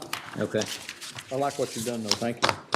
And Dustin, our county administrator, has also reviewed this as well. He's reviewed all of these that I'm presenting today. And a lot of his suggestions are incorporated into these that we're presenting. Okay. So L2B, this is something we really haven't had before, but I'd like to really beef up our policies that we have in place. And so I'm calling this just the budget amendment policy. So a lot of it is just really based on statute. It's not something that you set as a policy, but it's just kind of pulling all that information together. So primarily this comes from Local Government Code Chapter 111. And so the introduction just goes through that you can do, the only way that you can amend the budget that you adopt each year is through line item transfers or for emergencies. And then below, under routine budget amendments, that first paragraph talks about line item transfers. So of course, we have those every agenda. I walk through those. I know they can get monotonous. But I did add the second sentence, says transferring involving line items in the personnel category are not allowed. Where are you now? Unless, Where are you? under the second green bar, Commissioner, and that very first paragraph, under line item transfers. So transfers involving line items in the personnel category are not allowed unless a specific exception is made by the court. So that, if you are agreeable to that, based on what we talked about this summer during budget workshops, when we get a budget amendment request and it involves a personnel line, we will send that back to the department and have them try to find a different area to move from. If it's something we need you to make an exception for, we will definitely bring that to you. And the court can always make exceptions with approval of the court. Yes, yes. Is this just something that's a best practices, or is there an efficiency rating that comes along with With this? the moving from personnel, Well, just all the changes that you're showing in the policies. so I think best, yes, I mean, we try to, anything that we would add in, I think we would think this is probably best practice. But a lot of it is just things as we administer, especially on the travel policy and expenditure policies, as we're administering those policies, the things we see that are causing us some hang up, and when we're having to make too many exceptions, then it's like, we need to get this amended. I don't know if that's answering your And question. I'll be more beefed up on this for the, when we have the retreat, but I'm excited to read these. The only exception I would ever have is if it's, you say, well, it's a best practices, but it compromises efficiency, then I would want to have a discussion about that. Definitely. But all of these are pretty much by the code. Yes, yes. There's not a whole lot in here we can, that we can do differently. Under that next section, certifications of revenue. So you can always certify revenue after the beginning, after the budget is adopted, and that's for if we issue debt, if grant money is received, intergovernmental contracts, and then if we just have unexpected revenue that we receive, and it was not anticipated during the adoption of the budget. So that's when we're certifying, and then you're setting an additional piece of budget to match that revenue. And then there's some miscellaneous items about specific types or categories of expenditures that budget amendments may be requested for, and those being capital outlay type items, capitalized assets. And so, of course, those need court approval as well as a budget amendment, contracts, agreements, and then just a little blurb there about contingencies and that, that your intended use of that is for really unavoidable expenditures, unanticipated expenditures. It's not just to be used for items that come up in ordinary course of business. So just kind of a plan for that next year. And again, line item transfers are always up to your discretion, whether you approve or do not approve those. Any other questions there? Any questions? Okay, Destin, what action we need to take on this? Do we want to go ahead and approve this one, or is there more info needed at the retreat? I think what I'm hearing is that we do need more input on this at the retreat. And I haven't read into anything yet that I say is a problem, but just like we talked about earlier, we approved that fence, but we can't start on it for 2 weeks. To me, that's an efficiency issue. And that's the kind of stuff that I wish we could get a better understanding of, or help us understand why we have to wait. It's hard, it's hard to know all the items on the agenda that will require a budget amendment. Are you going to approve? Are you not? And so that's why we do wait after the fact. But we have always worked with whatever office, if you've approved a contract or agreement, with getting that done early. Yeah, and just like, if you approve this, please note that this expense will be charged to it. Yes. Yeah, and we've never held back when something needs to get going, like for items like So that. what she's saying, she wouldn't be standing in the way of us going ahead and. Right, so it's just the way it's presented, I guess, is what we're saying. Yeah, and there's a lot of things that need the budget amendment, so just, it's hard sometimes to make. But a motion that, in that last, and I would use that example, with, and a budget, and the budget amendment necessary to pay for this or something would have been sufficient, added on to that. When we approved the amount of 37.5 and the budget amendment necessary. Yeah, we can get them on the same agenda, that. and we do that frequently, but not for everything, just when requested. So. Well, unfortunately, there's two of us who get to look out the window and see that fence all the time, so that's. Yes. Sorry about that, guys. And so I just went over K2, A, and B, and it sounds like maybe, and Dustin, do we just want to pull these with no action for now? I think so, Okay. and then we can resubmit after the retreat. Okay, and then also with L2C, we weren't quite ready for that one. So I guess if you want to pull with no action, L2, A, B, and C. All right, pull with no action, and those items again are L2, A, B, and C. L2, A, B, and C, okay? Okay. And then I'd like to go ahead and then L2, D, and E. So these are carbon copies of what we look at every year. And so we'd like to include these in our budget document that we are trying to finish up this week. And so L2D is the fund balance policy. So this is where it states that you intend to maintain that operating reserve of the 33%. And then it details what a balanced budget is. So very common what all entities would. Yes, and I think it's served us well. It's enough to get a good bond rating.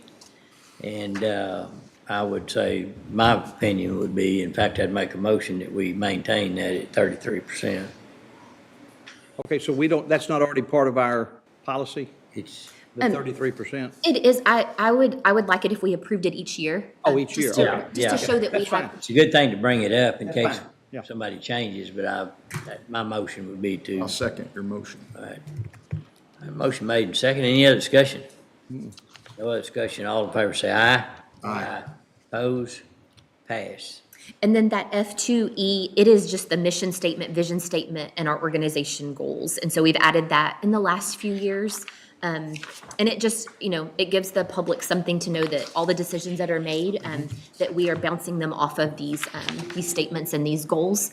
And so, and these are something, if we want to ever amend those, we can bring those up at a retreat or any meeting if you want to add to it or amend it in any way. But I request that you approve it. Yes, sir. So if you'd like to just approve them as they are right now. Motion do to so. approve L2E. Second. I have a motion and second. Any other discussion? No discussion, all in favor say aye. Aye. Opposed? Pass. I like that. That concludes your report, Yes. Francis? Okay. All right, I know we don't have too much longer to go, but let's take a 5-minute recess. Francis, something I got a little long.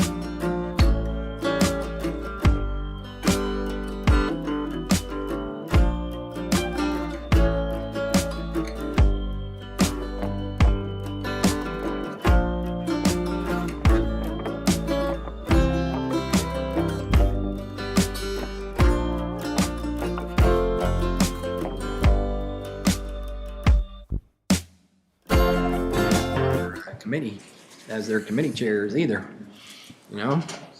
He does? Huh? So he does? Yeah, he says he supports not having Democrats as committee chairs. Oh.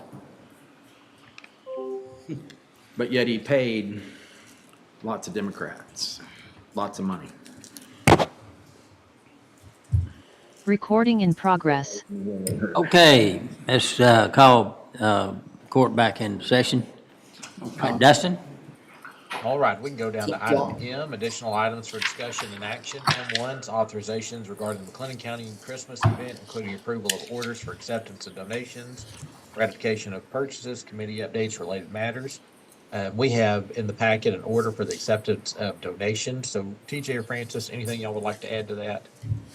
Sure. So like Dustin said, this is just acceptance of the donations, the proceeds itself, and of course the expenditures involved with. So as you can see, we served about 140 plates last week, so it was a huge success in our eyes. I'd like to thank Suzanne out loud for the number of donations that she got for the food products themselves. You know, without that, we would have spent quite a bit of money just out of expenditures on those meals. So kudos to her, and we appreciate her. But everything looks good. We're just asking for approval. Okay, thank you. All right, is there a motion for approval? I would, first before, you want to make a plug about tomorrow?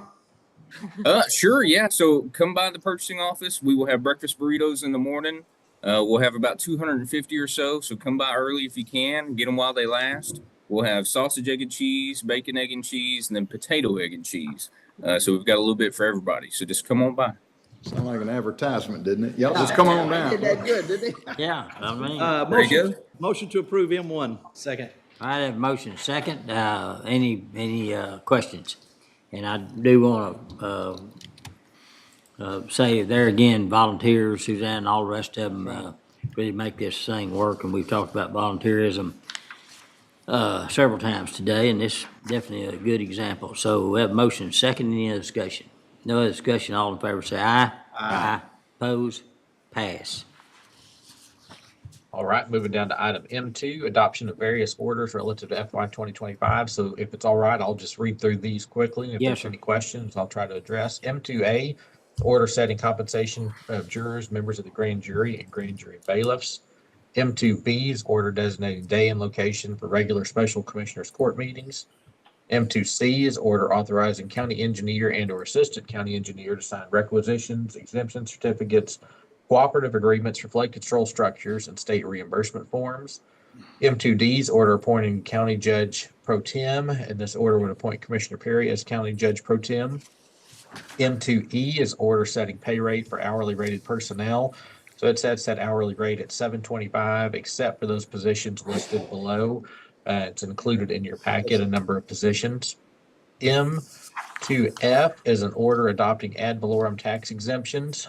So back in March, we actually set these exemptions as required by state law. So this order is just restating that. Thought it's good just to keep it clean. We've done so in the past, just to have everything in one location with our annual orders. Then M2G is order adopting licenses and or permit fees. This has to do with the Texas Alcoholic Beverage Code.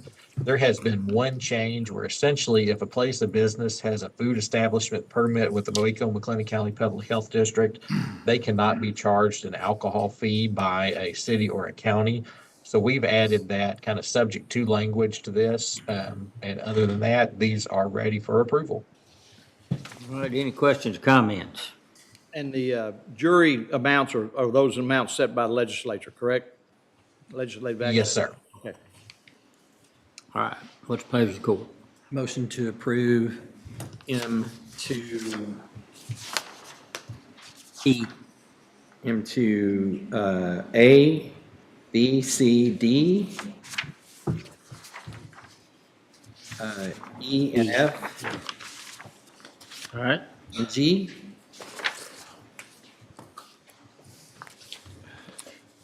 Yes. Good. Second. All right. Got them all. Yeah, I was making sure. That's all right. I was just waiting up. All right, we have a motion second. Any other discussion? No other discussion. All in favor say aye. Aye. Opposed? Pass. Right, M3 is discussion and/or action regarding McLennan County holiday dates for 2025. It's that time to set our holiday dates for 2025, and we did want to bring to the court's attention, our office did some research last year when we were looking at the eclipse and other days. We looked at Bell County, Bosque, Coryell Falls, Hill, and Limestone, and those are included in your packet. So just wanted to see if there's any consideration or interest from the court to adding either President's Day and or Columbus Day to the list. So as you say, we have 12 paid holidays. You know, my really interest instead of the Columbus Day would be Wednesday, December the 24th, Christmas Eve. I noticed here that it's slated to be Christmas Day and then the day after Christmas. That was my one thought on all this. Now, we already have Christmas Eve, correct? We have Christmas Eve and Christmas Day as two of our holidays. Is that correct or not? The way That's I understand normal, but yeah, in the listing, it does have it as Thursday, the 25th, and Friday, the 26th. I don't know if the thinking was to lead into that weekend, but normally we do have Christmas Eve off. Right. But that would I guess Christmas Day used to be the more popular one to do, so I guess you go sight in the rifle you got for Christmas, but I don't know. What about all 3 days? Well, one thing, you don't want to run into the issue, you can't have government shut over 3 days, so I think it's a code. But, and then I noticed, most departments let their employees go once they half a work day. past hours. Given the fact that we have fewer holidays than any of these other counties, I would have an interest in President's Day as being the 13th day, which President's Day, which puts us in the middle. It doesn't put us with the most, but it doesn't put us with the fewest. It puts us in the ballpark with everyone else. Well, there are other counties that have 10 as well, but up to, I think the comparative ones were around here. Yeah, we pretty well circled ourselves with these. These are pretty much all contiguous to McLennan County, aren't they? Yeah. Honestly, I'm okay if we looked at both of them. As long as it's called Columbus Day. Correct. Correct. And I do want, Reagan reminded me that I think it was actually Chrissy that had pulled this chart. So I want to thank her for looking at it. So if we put in President's Day and Columbus Day, how many? We would be like Bell, Bosque, Hill, and Limestone. Correct. I'm good with that. Is that a motion? Motion to approve the proposed holidays for 2025 to include those listed, plus President's Day, Monday, February 17th, and Columbus Day, Monday, October the 13th. Second. And Commissioner, did we want to look at Christmas Eve rather than December 26th? Well, I mean, that's, as a tradition, we've always done Christmas Eve, and if we have to have a skeleton, why just not just have skeleton crew on the 26th? I mean, it's going to be, I think people will be more satisfied with that than, I agree with that. I think, the 26th. use your PTO and your We and open your, and your, we- your essential personnel on the 26th. That's just because our tradition has always been the 24th. And so Commissioner, since it's listed in the packet at the 25th and 26th, if you wouldn't mind just amending your motion. All right, so I'll amend the motion to include the holidays listed, and then add Wednesday, December the 24th, Christmas Eve, and then delete December the 26th, and add President's Day, Monday, February 17th, and Columbus Day, Monday, October 13th. And I amend my second. We have a motion and a second. Any other discussion? Okay. Oh, I have one, something that Suzanne shot me. The state will actually be closed all 3 of those days. I'm not interested in a 3-day closing. Okay. Just, Yeah. I think we can get the, I think we can get enough, We can get there's enough- enough we can get enough PTO work, yes. out there and skeleton crews that, essential crews that, because then we'd go to 15 and that's, we're taking the lead, so. Sure. Yeah. Okay. Okay, we have a motion and a second. Any other discussion? No other discussion, all in favor say aye. Aye. Opposed, pass. Merry Christmas. Yeah. M4, Texas Association of Counties Risk Management Pool, authorization of liability coverage renewal and related invoice. This is for the public officials liability, law enforcement liability, general liability, auto liability, and auto physical damage. This invoice totals $658,185. This is an increase from last year's total, which was $603,427. So, and that's based on the same value assets? Yes, sir. We keep up with the auto schedule. The auditor's office and purchasing helps with that. So it would be roughly, yes, sir, it's just due to increased. Comparing year to year, it's about $55,000 more, but I don't know. It's less than a 10% increase, and I think that's Yeah, but see, it's based off. Right, and our assets should be those cars and stuff should be depreciating all the time. We added more equipment. So, I don't know. It's probably not, like I say, a big deal, but Yeah. it's one of them. Are you okay with that? Yes, typically, it's hard to keep the depreciation every year unless you have somebody that's capable of doing it on typical insurance policies. So I don't know if we did that and sent it to them and said, here's what we think our values are, but we might be able to save a little bit of money by saying, hey, you're insuring this 5-year-old car. The savings, we just have to see how much is it. Is it worth the time and effort? Is it worth the time and So of effort? course, we keep up with the capitalization of all of our assets, so we always know the book value of those. But and Dustin, help me on this part, on the vehicles, we only cover full coverage on certain years. We cover from the last. Is it 3? Right. It's a little bit more than 3. I think Is it we've kept 5? all the Tahoes due to the cost, but I think we go back 5 years. 5. So those are falling off full coverage at a certain point when they reach a certain age. It's just we spend so much more money on the Tahoes, we've tended to keep them on the schedule a little longer. Yes. Have we ever discussed the deductibles, whether or not it would have any significant difference if we up deductibles on some of these areas where we have very few or no claims or anything?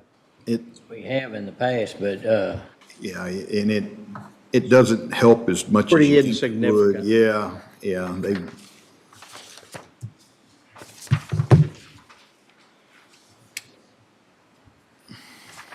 So it includes auto liability, auto physical damage, general liability, law enforcement liability, and public officials liability is what we're talking about. Yes, sir. And Yes, Ken- sir. And Ken, there's really no one else that offers this at this competitive rate, right?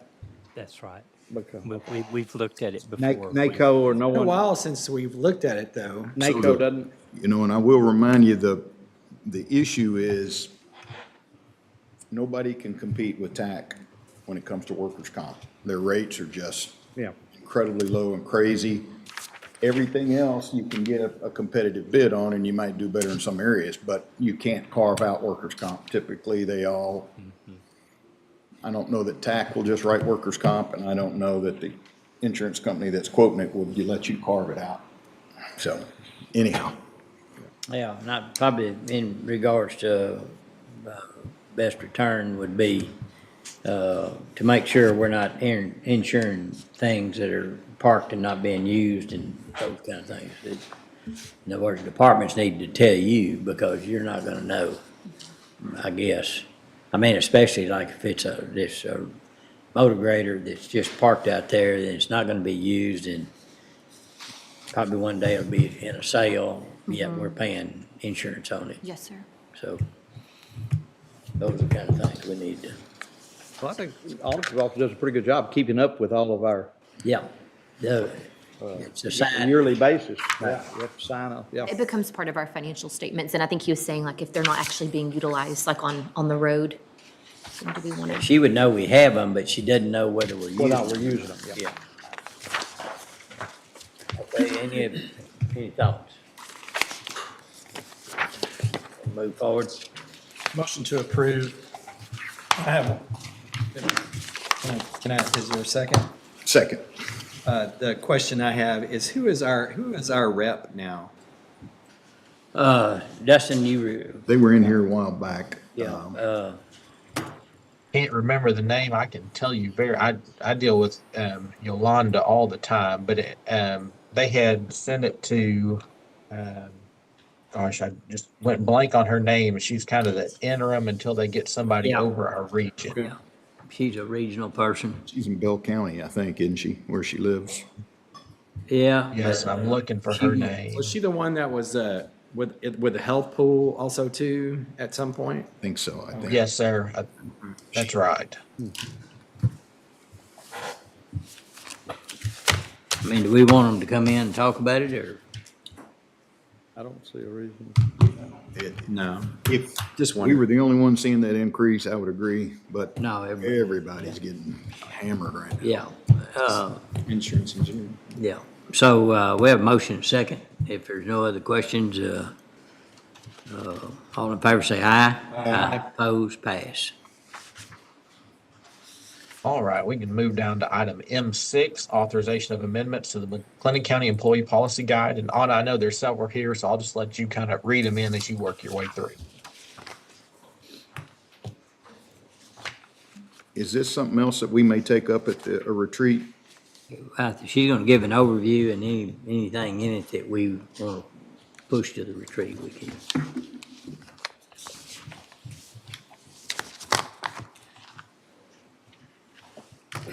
Thanks, Dustin. Don't read into me plugging in that I'm going to be here a while or anything. Good. Okay. My battery dies quickly. I didn't want to have y'all worried about that. So I'm going to review a request I have to update our employee compensation policies. And so there's two primary changes that I want to request from the court. One has to do with our compensation structure and just adopting the mechanics of what was approved during budget discussions. The court approved to move forward with the recommendations of that external compensation consultants, and we adopted a new structure. We had a policy in place outlining, for transparency's sake, what the county's compensation structure is and guidelines to help us administer it. And so we're just updating that policy to reflect the new structure that was adopted by the court so that we can communicate that to the workforce, to employees and supervisors. Hey, this is how it works. And anybody wondering how the commissioner's courts comes to its decisions related to compensation, they have this ready reference available to them. And so those are chapters, the entire chapter section of compensation, Chapter 7 and Chapter 603, hiring decisions.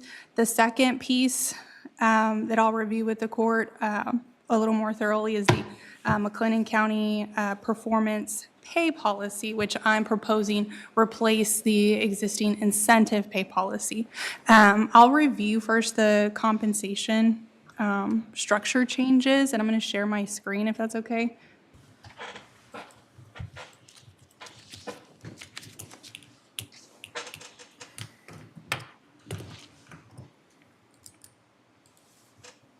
So this is just what's in the bookmarked agenda here in blue. These are the changes that I'm making and updating. So again, we've moved from the job evaluation system-based compensation structure, and based on the recommendations from compensation consultants, both of them saying that market-based structures are now the more prevalent and more recommended structures. We went to a market-based compensation structure. So you'll see reflected in these policies the word market quite a bit. So you could see here under hiring decisions, we had an existing policy that created guidelines for hiring managers and officials, explaining that we have job descriptions in place that control our job postings. Within those, we have qualifications needed to fill these positions or job postings. That same guideline exists. We're just updating the basis on which we make our recommendations for those qualifications, which is market value comparison. So we're updating it here. You can see me highlighting. I can make this a little larger. It's easier to see. There.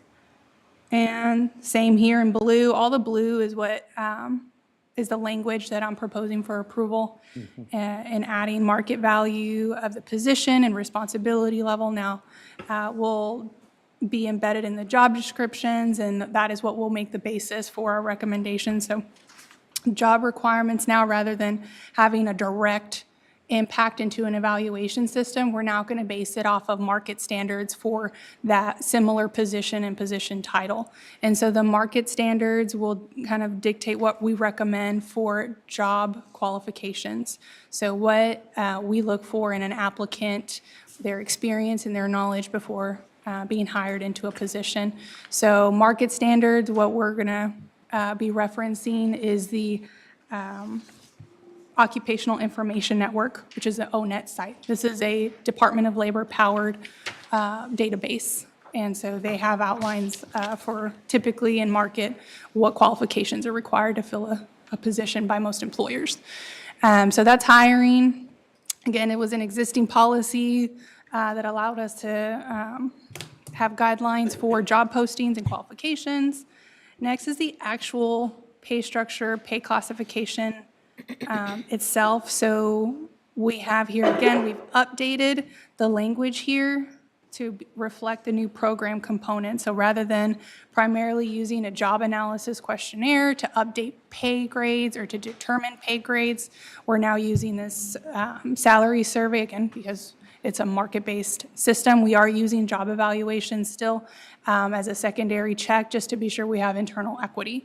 And so those two pieces that are the primary pillars of the framework are now defined in this policy. So we have our external competitiveness comparison and internal equity check. So these are, again, pillars that were embedded in the structure that the Commissioners Court adopted during budget sessions. And we're just incorporating that language and structure into the compensation policies for the county. We also are updating how we reclassify a position. We had a process in place for how officials can come forward and request a reclassification when there were substantial changes to a position. Well, that's been updated now. We're going to still review the job description and then find its matching market comparison, and that will be the determining factor for pay grade recommendation. Are there any questions on the compensation structure language update for the policy? Any questions? That's 6 point. It's 6.03 and Chapter 7 compensation. 7.01 or Yes, so we have, let me reference it, 7.01 and 6.03. right. Under 7.01 purpose, the first blue outline change, establish and maintain pay ranges that are competitive as McLean County can afford to pay with the long-term goal of establishing pay ranges comparable to organizations that offer similar Oh, there was a. Similar what, positions? Let me pull up mine.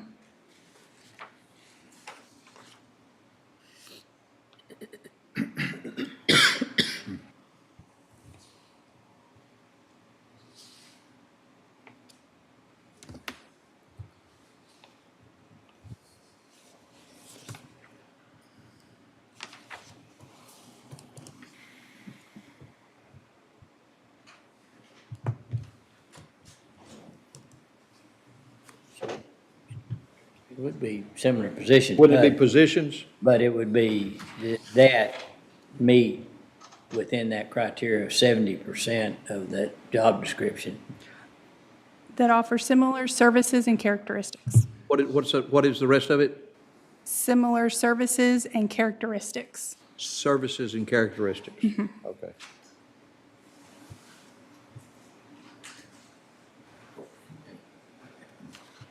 And that was the last thing. And then it flows into the next bullet of ensuring all.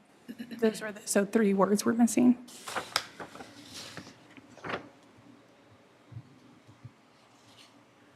Okay. Okay. Thank you. No, thank you for pointing that out, so I could read that into the minutes. Okay.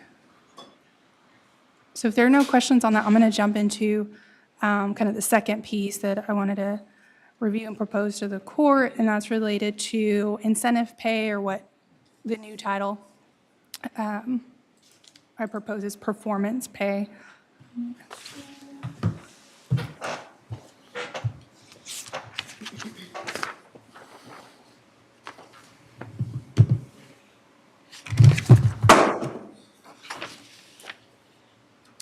So I'm bringing forward this request to update our incentive pay policy through this new kind of revamped version of performance pay, just following recommendations from the compensation study that was done. We had NFP, these external consultants, review our existing incentive pay policy and try to provide us recommendations for how to improve the policy and see if what we were offering is something that they've seen out in market. And so the quantity, the percentages, they say were, in line with market, but they gave really honest feedback and said, the way our policy is written and outlined, it'd be very difficult to use as a recruitment tool. So that was feedback I received from the compensation consultants. They also were able to give us recommendation on something called a pay matrix. And so I'll go into that here in a little bit. So in addition to that external feedback, we also attained internal feedback from leaders and officials and supervisors who actually administer the incentive pay program for their own departments. And we had good feedback. We had feedback stating, they did have their employees appreciate the annual reward for their performance that was based on performance. And then we had some feedback for improvement too. And so we had a couple of supervisors or officials say, if there's a way to acknowledge longevity, that they would like that. We also had feedback about the evaluation tool. Some felt it was cumbersome, it had too many sections in it. And then we also had feedback about kind of the limits of the program. And so our existing program, there's a 2% budget in place for the department that the department has to work within. And some officials didn't like saying, we have these employees who are performing well, but because of these restraints, I can't reward them to that full amount that they could be eligible for. And so that was some feedback there, but some of that restraint is built in, as a budget control measure. And And so that was taken into account in the development of this new policy. So still having some sort of measure in place like that. Now, given all that feedback, we created a performance pay plan, still performance-driven, factoring in longevity. And so I outline here in these 4 bullets kind of the primary changes that I've built into this policy proposal. And so one of the main changes or primary changes is longevity would be factored in to the payout. So it is a factor for payout. The longer you've been here, the more percentage points you'd be eligible for your payout. It still would be a one-time payout, not tied or applied to budget, so that is the same. I would also propose changing or updating the review period for a couple reasons. So I'm proposing an August 1st to July 31st review period. Our current review period is April 1st through March 31st. So 2 reasons to update this. 1, in order to have this apply for the next fiscal year, we do have to change up the timeline a little bit because we do have to give employees sufficient notice of what are the parameters under which they can attain a payout. And so we've updated that to ensure that we could have that payout towards the end of this next fiscal year. So reviews would be done the first week of August, second week? We would have a due date of August 15th. Okay, that's in the middle of budget. August 15th? That's pretty much right, It's the July end and of that. August. It's actually we pretty much We finished our got budget. budget done. Yeah, the But if proposed the budget. we deadline just is haven't August adopted. 15th, that means prior to that, Right. you're Right. performing your So you- evaluations, which is during budget. Might be a, The other problem that I have a little bit with that date is that's during our busy time of the year. I'm not to say we're not busy the rest of the time, but if you're asking your foremen to furnish information to you during that time, I mean, we're Our chip painting, sealing and building. Yeah. Absolutely. I think the busy season for every county office is often a different season amongst, countywide offices. I think the streamlining of this program, I think, helps solve for a lot of those kind of planning a month ahead requirements that are in place for our current policy. So one of the things I've done to kind of try to make it easier and make it not so time intensive is updating the performance evaluation tool. So making it simpler rather than having like 20 or something sub-competencies. There are 5 sub-competencies now. And so there's just, 5 sections that a supervisor has to complete. And the scoring now, rather than 1 to 10, is 1 to 5.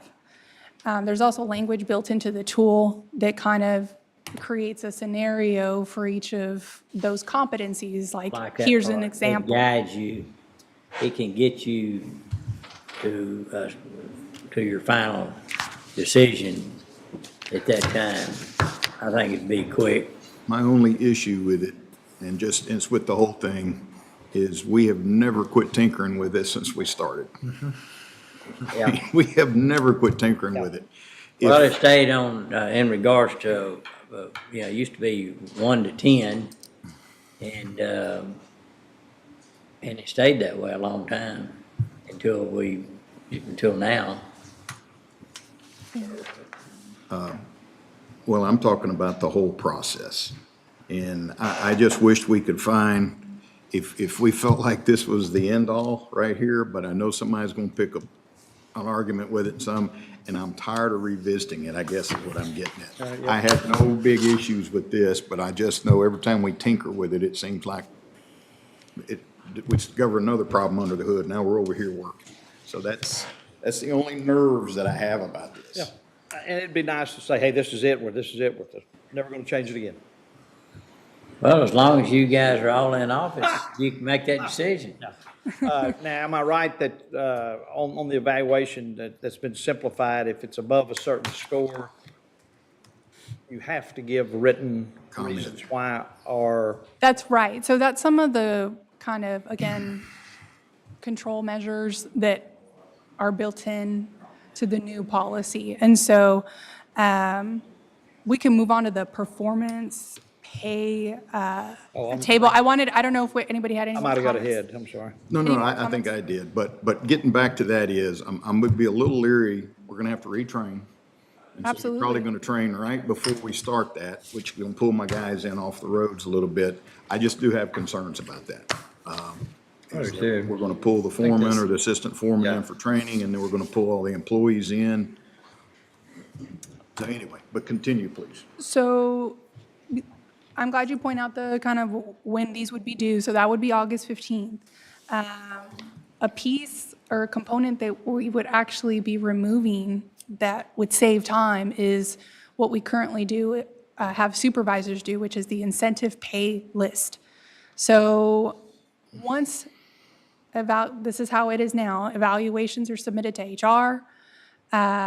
And then based on those scores and actual pay for the employee, who has been there a year, we then issue out an incentive pay list to supervisors. Hey, here's a 2% budget. This is the max each employee is eligible for. Do the math and disperse this money. Honestly, they don't do that part. Actually, I do that part in my precinct. I don't know about the rest of y'all, but when you get the funds and you get the scores in, I make the payment decisions and not the form. Okay. That's right. So that really, others may do it differently, but. And so that component is removed completely. And so that's where I have that third bullet, the pay table that we proposed just takes the math out. So it's really just the only deliverable is that evaluation tool itself. And from there, HR can compile a list by a defined pay table, which is on this page here, and determines the payout that the employee would receive following a court approval. We would still bring that list back that HR helps compile. We'd have it reviewed by the auditor's office, and then we'd present that for court approval so that we could have a payout within the fiscal year. And so you're right, we would need to train, not just the training for the content of the evaluation itself would be very similar. All we're doing is we're minimizing the number of competencies. The performance management side, that should be a continual thing throughout the year. This really should serve as a summary for what a supervisor has done throughout the year, which is why we felt a 2-week period with this streamlined tool or document would be sufficient. We would, of course, offer training and in multiple means or methods to make it convenient for offices. Like in the past few years, we've done webinars, knowing that people can't just make a drive somewhere to a location. So, of course, we would continue to try to make that as easily accessible as possible and offer as many dates as possible to make that. And I think the last one I did was 30 minutes because I tried to squeeze as much as those key points and pertinent information in a small window of time. So this is the pay table I'm proposing. Again, we have the scoring here at the top as a factor to what a percentage, what an employee would be eligible for payout percentage. And then on the left here, we have tenure as that second factor. So you see I have a 1 through 20 year factor. Each year in longevity or tenure for an employee increases payout percentage eligibility by 1/10 of a percentage. So you can see in order to qualify for some of these larger payout percentages, you have to score highly and then also be here for many years with the county in service. Now, to touch on Commissioner Smith's point, that's correct. So what we have done, you'll see an asterisk on the 3 right columns. So starting at 3.5 rating, and then to the right here, there's an asterisk. And so what we've built into the policy is that if you score an employee at this rating, or you have competencies within that tool that are rated at 4 or above for an employee, we're going to ask that there be content or specific examples that are contributing to that rating for that employee. If for some reason, and very few departments do this, there's blanks or just a general, this person has done well, or things like that, the policy states that the payout percentage then will default to this column here, the 3.00 to less than 3.5 column. That will be the default if for some reason specific examples aren't written into the policy. So the employee will still be eligible for a payout based on their longevity, and then it'll just be this column that they're eligible for. That was also based on a lot of the feedback that we got from when we reached out to county leaders, is some felt that they were being very thorough and critical in their evaluations, giving employees feedback, and then they felt like other offices aren't necessarily putting that much thought into the evaluation, but scoring very highly, or but maybe they weren't putting so they felt like the scoring, that they could easily also score their employees higher to make them just eligible for that higher amount. And so this is some of that. It's always been a part of the policy that supervisors be candid in evaluations and provide feedback. We're just now creating this mechanism that has it affect the payout if there isn't that feedback in the evaluation. So, I always like instructions that when you go from the first instruction to the second one, it tells you something about going to the next one, and that's the way this does it. You get more guidance in identifying where this individual needs to be. And I think that's going to cut way back on the time. Another, I guess, a question I would have, is there any, in the emphasis you put on longevity and the emphasis you put on performance, is there any, could we adjust that if we chose to? And we're going to put this discussion off till November the 12th at the retreat. I think a lot of it, because we have to talk about, is there any way we can get this done during the time you recommended? And so there's some challenges that we've just heard. The other thing, can you shift more financial impact on performance and less on seniority or tenure, or the other way? In other words, we can move these, they're interchangeable, as long as the total is correct. And so, that would be the other thing I'd want to think about, but I'm not saying that I don't like this at all. I think it has a lot of merit that years ago when we gave longevity pay and we took it away because of the economic times and those kind of things, there's always been, that request, can we consider that again? And so this is a way to meet two objectives, and I like the way it's done, but what other factors besides the timing and then the actual numbers that are in here? That's where I have another question or two, but we can wait for that. I'm just curious, you put the percent in that we get of our salary, or our total salaries. Is there a correlation with a percent? Because if we put 2% or 3% in, and I have to give everyone whatever the scale is right there, so is it going to be a fluid budget? to where, hey, I go, okay, here's what I have now that I've plugged everybody in. What I don't want is, okay, you plugged everybody in, but I got a guy down here we don't have enough money to get him what he deserves. So how do we? He's got to score higher No, I'm saying that he scored fine, but there's not enough money. because it's capped. Because it's capped, and so Yeah. we squeezed it in before. How are we gonna squeeze it in now, I guess is my question. So again, longevity implements this kind of control measure. Because now, even if you score highest, if you only have 2 years with the county, the max you're going to get is that 2 point. But my Whatever the question determinant. is, you give me the money and then I have the scores, and then I have to figure out how I'm gonna reward each one of these people. Now you're saying that, we took that out of the equation. So how are you gonna make sure my budget is gonna reflect what I decide with these scores? So I have the cost estimate here, and I think this will help answer. Because there's a cap, Because it can't be a flat figure anymore. It's gonna have to be a variable it'll figure. be a or something. percentage of the salary.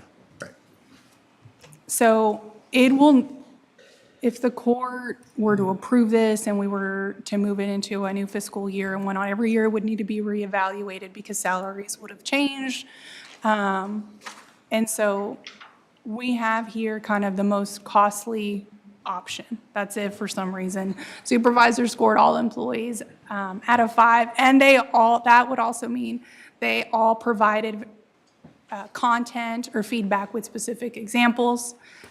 So they all met the requirements of the policy. The max payout based on kind of converting this year's scores to the new rating scale based on salaries plus a 3.11 COLA, based on the table that I just showed, and current tenure. It's based on actual tenure for participating employees. The max payout is this $685,406. $66,000. So You can understand what I'm getting at. Let's say I've got 10 employees, and I do all the charting and the graphing and everything, and I've got 9 of them plugged in, and I don't have enough money for the 10th guy. Do I have to come back and go, hey, I need more money because you didn't give me enough to appropriately pay everybody where they came in on this bar or chart or graph? and I could probably just let Francis. Isn't that how we currently do it? Yeah. No, we get a set amount of money right now, and then we figure out, we know we can't go over it. Right. So we look at our scores and we do that, but now We make the it's adjustment. set. Now you don't have a choice. You don't squeeze it in now. You have to pay everybody wherever they line up in this chart right here. So what if you use up your money? How do we get excess dollars to include everyone? So, and tell me if I'm not following the question, but I think, we could still do the same where we come up with an estimate and we put that where in a lump sum somewhere, like we do incentive pay. And then once those decisions are made later in the year, you've done your evaluations, then we would spread that money as needed. It could be, like you said, everyone gets a 5, or, maybe our estimate was lower, but we could move from contingencies as needed. But I would think that our estimate should be pretty close. Is that answering your question? Okay. I'm just. But if everybody, so if there's a big department, and we've seen this happen, everybody scored 10. Well then, if you didn't put a cap on the money, you're not forcing them into saying, well, we gotta do some priorities. Yeah, I mean, we've always put a cap on the money that we're gonna spend. I don't think we wanna get away from that. No, I Right, don't but this think. wouldn't do it. Rather Huh? than. It would be an estimate. The only It thing would be you an could estimate. do would be go back and prorate each of those percentages to the percentage of the money that you're gonna get. Yeah, and that's how we do it. That part hadn't changed, I guess. But I'm not in favor of not having a cap on how much we spend Yeah. I'm not Total. either. at all. We just need to think about it and work through it. Well, this would be essentially the new cap, is this 685,000. And if we based it off of scoring this year, again, converted, for purposes of the cost estimate on the new scale, the payout would look closer to this $460,922. Right, but I'm not in favor of putting any cap into policy, and you're not saying do that, are you? I mean, we No. may decide we only can afford a quarter of that, We may not be able to afford any and of may it. not be able to afford anything. Right. So that's, And those budgetary constraints and Commissioners Court approval comes when we present the pay list. Now, but we did it, what amount was put in the budget for? 2% or something. 600,000. Yes, It's 600 2%. exactly. It was a- So we went ahead and budgeted Yeah. for it, for our I just want to vacancy. look at it and let's make sure it can't be manipulated. That's another thing. So whoever's in charge of it is the only one that can manipulate it. It can't be the employee. It's gonna be the elected official or the department head that's ultimately scoring. And so that's the reason why you put a cap. But there's not. That's what Jim and I are talking about. There's not a cap. We got a cap on the budget. if there's a cap on the amount, let's use They gotta come here. hypothetical. Let's They go gotta come to us. hypothetical. They gotta Let's say come to us. you've got, let's say you've got 600,000 in there that is obligated, but we only approve 500,000, then ever what that percentage is has to be multiplied back times the payouts to each employee to get within that amount of money spent. Does that make sense? I didn't Say it follow. again. Yeah, I'm sorry, I didn't follow. Retreat. If the budget, if when all the evaluating is done and it's all put down and it comes to $600,000, and that's how much everything is, but we only approve 500,000, then whatever that percentage is, Yeah. will then be figured against each of the Prorating it. incentive pay Yeah. to determine what they get. You're capping it on the large scale, not by department. Right, we Yeah. start out capping it that way, and then it goes down. Yeah. That percentage then is what each department would have. Yeah. It's a lot of work. That's just It's math. actually not a lot, yeah, that, It's like, not. I'm just That saying, would be- guys, we keep talking about getting to a simpler, more concrete We haven't process. made it yet. And we keep making it Yeah, a little I mean, more. so you're saying that specific examples of performance under every criteria scored scored a 4 or above. Above a 3.5. is going to be or something. required. But the training and and how you score people is gonna be where the instructions is. All this depends on how well, But it's all still, these factors. it's still But sitting we're in the down same at a spot con- we've been before. Right. But the training should work and everything will be fine, and then it's not. And that's where I'm just coming from. But there's only 5 areas that you'll Okay, have to score. So I don't think it's been a failure.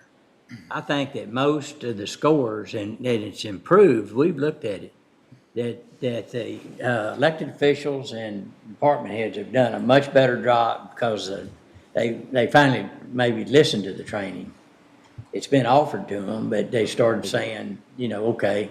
But the thing that Here drove we're them, training it, changing it again. it's not, well, it's just putting a more definition into how somebody scores. But I don't think it's, I'm sorry, but I don't think it's complicated. I think it's, the only complicated Judge, piece. But it will be. We've done this how many years now? And we've never come away going, every year, if it's like it was last year, let's just cancel it. How many times have we had that issue? And I'm just saying that I'm just kind of getting tired of tinkering with this thing. We mess with it every year. It's frustrating. And it still never comes out 100% the way you kind of feel like it will or should.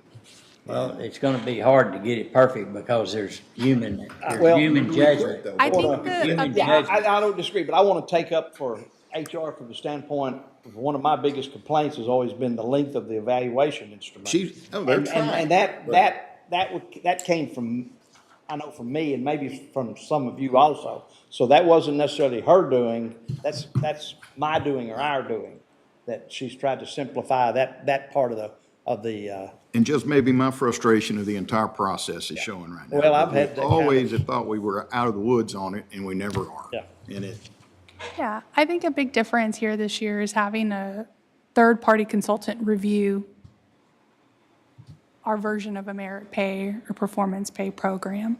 And so this is where we get this kind of pay table from. Yeah. And so, And I always agree, I think it's great to blame it on somebody else. Yeah. So I guess then here's the question. Do we want to go back and do it like we did before? No, I think we need to discuss this. We don't I think need it all those, Pose the, all I'm those not- you answer my categories and question. Answer my subcategories. question. Do you want to go back and do it like we did it before? No. Okay. Then the next question is, do you want to scrap it and don't do anything? I think the main concern That's was where I'm were all headed. the, was Okay, the that's length. a vote. I don't know that anybody had issues on the payout. Everybody had issues on the length of it. I think there was some discussion regarding longevity and rewarding people for staying and trying to encourage people to remain with the county who were doing a good job. Then So- question, the way we've been doing it, if you've only been here 3 years and you've been scoring pretty well, you may see less now because you haven't been here long enough. Okay, so okay, let's do a process of deduction then. Do you want to take tenure completely out of it? I think that could be a discussion to be I had. think that's a good discussion, yeah. Okay, so, then that's where we focus, and then that gets us back To where to we were. performance is the number one thing and not tenure. So what she was trying to answer. 50-50?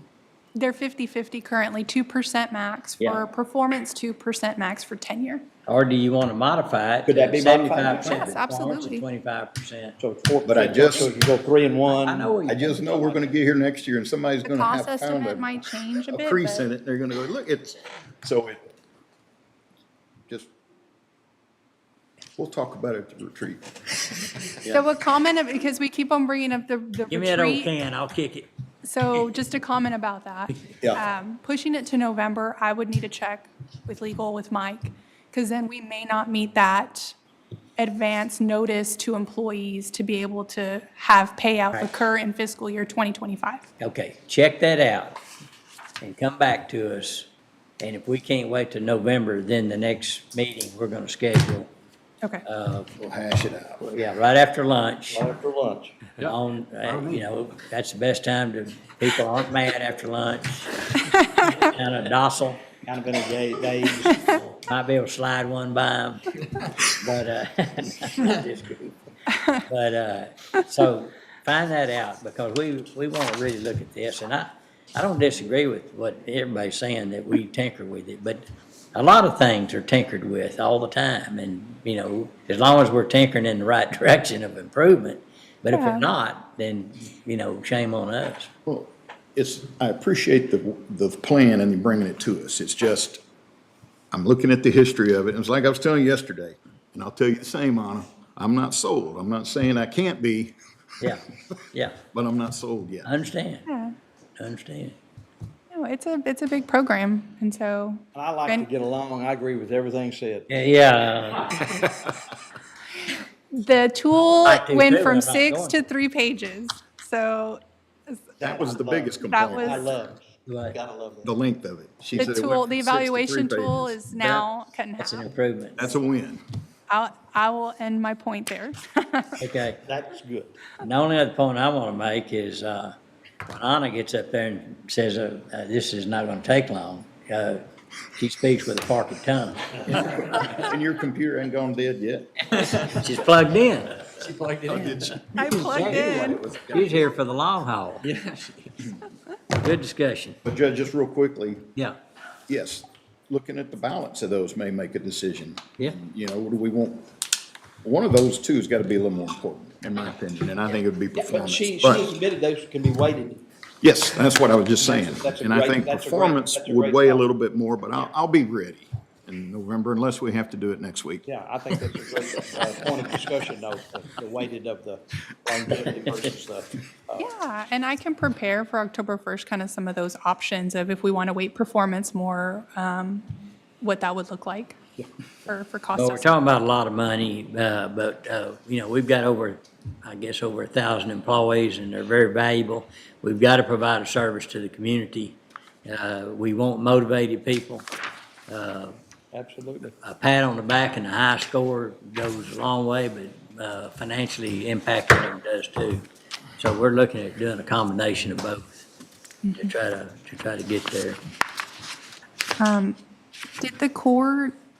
Did the court have any other questions about the compensation structure policy sections I reviewed? And were y'all interested Because in? you made the point, that's exactly what we approved and did during budget, right? Yeah. Right. Yeah. And so those are I'm good with section that. 6.03, 7.01, and 7.03. And those need to be approved, those changes? That's what I'm requesting. That is I completely don't have a separate problem with from that. performance pay Alright. plan. I don't have a problem with that. Okay, floor is open for a motion.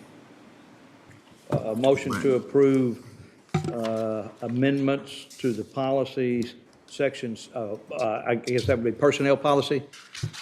Employee policy guide. Employee policy, section 6.03, 7.01, and what was the other one? 7.03. Yes, there it was, 7.03, yes. I second that. All right, we got a motion and a second. Any other discussion?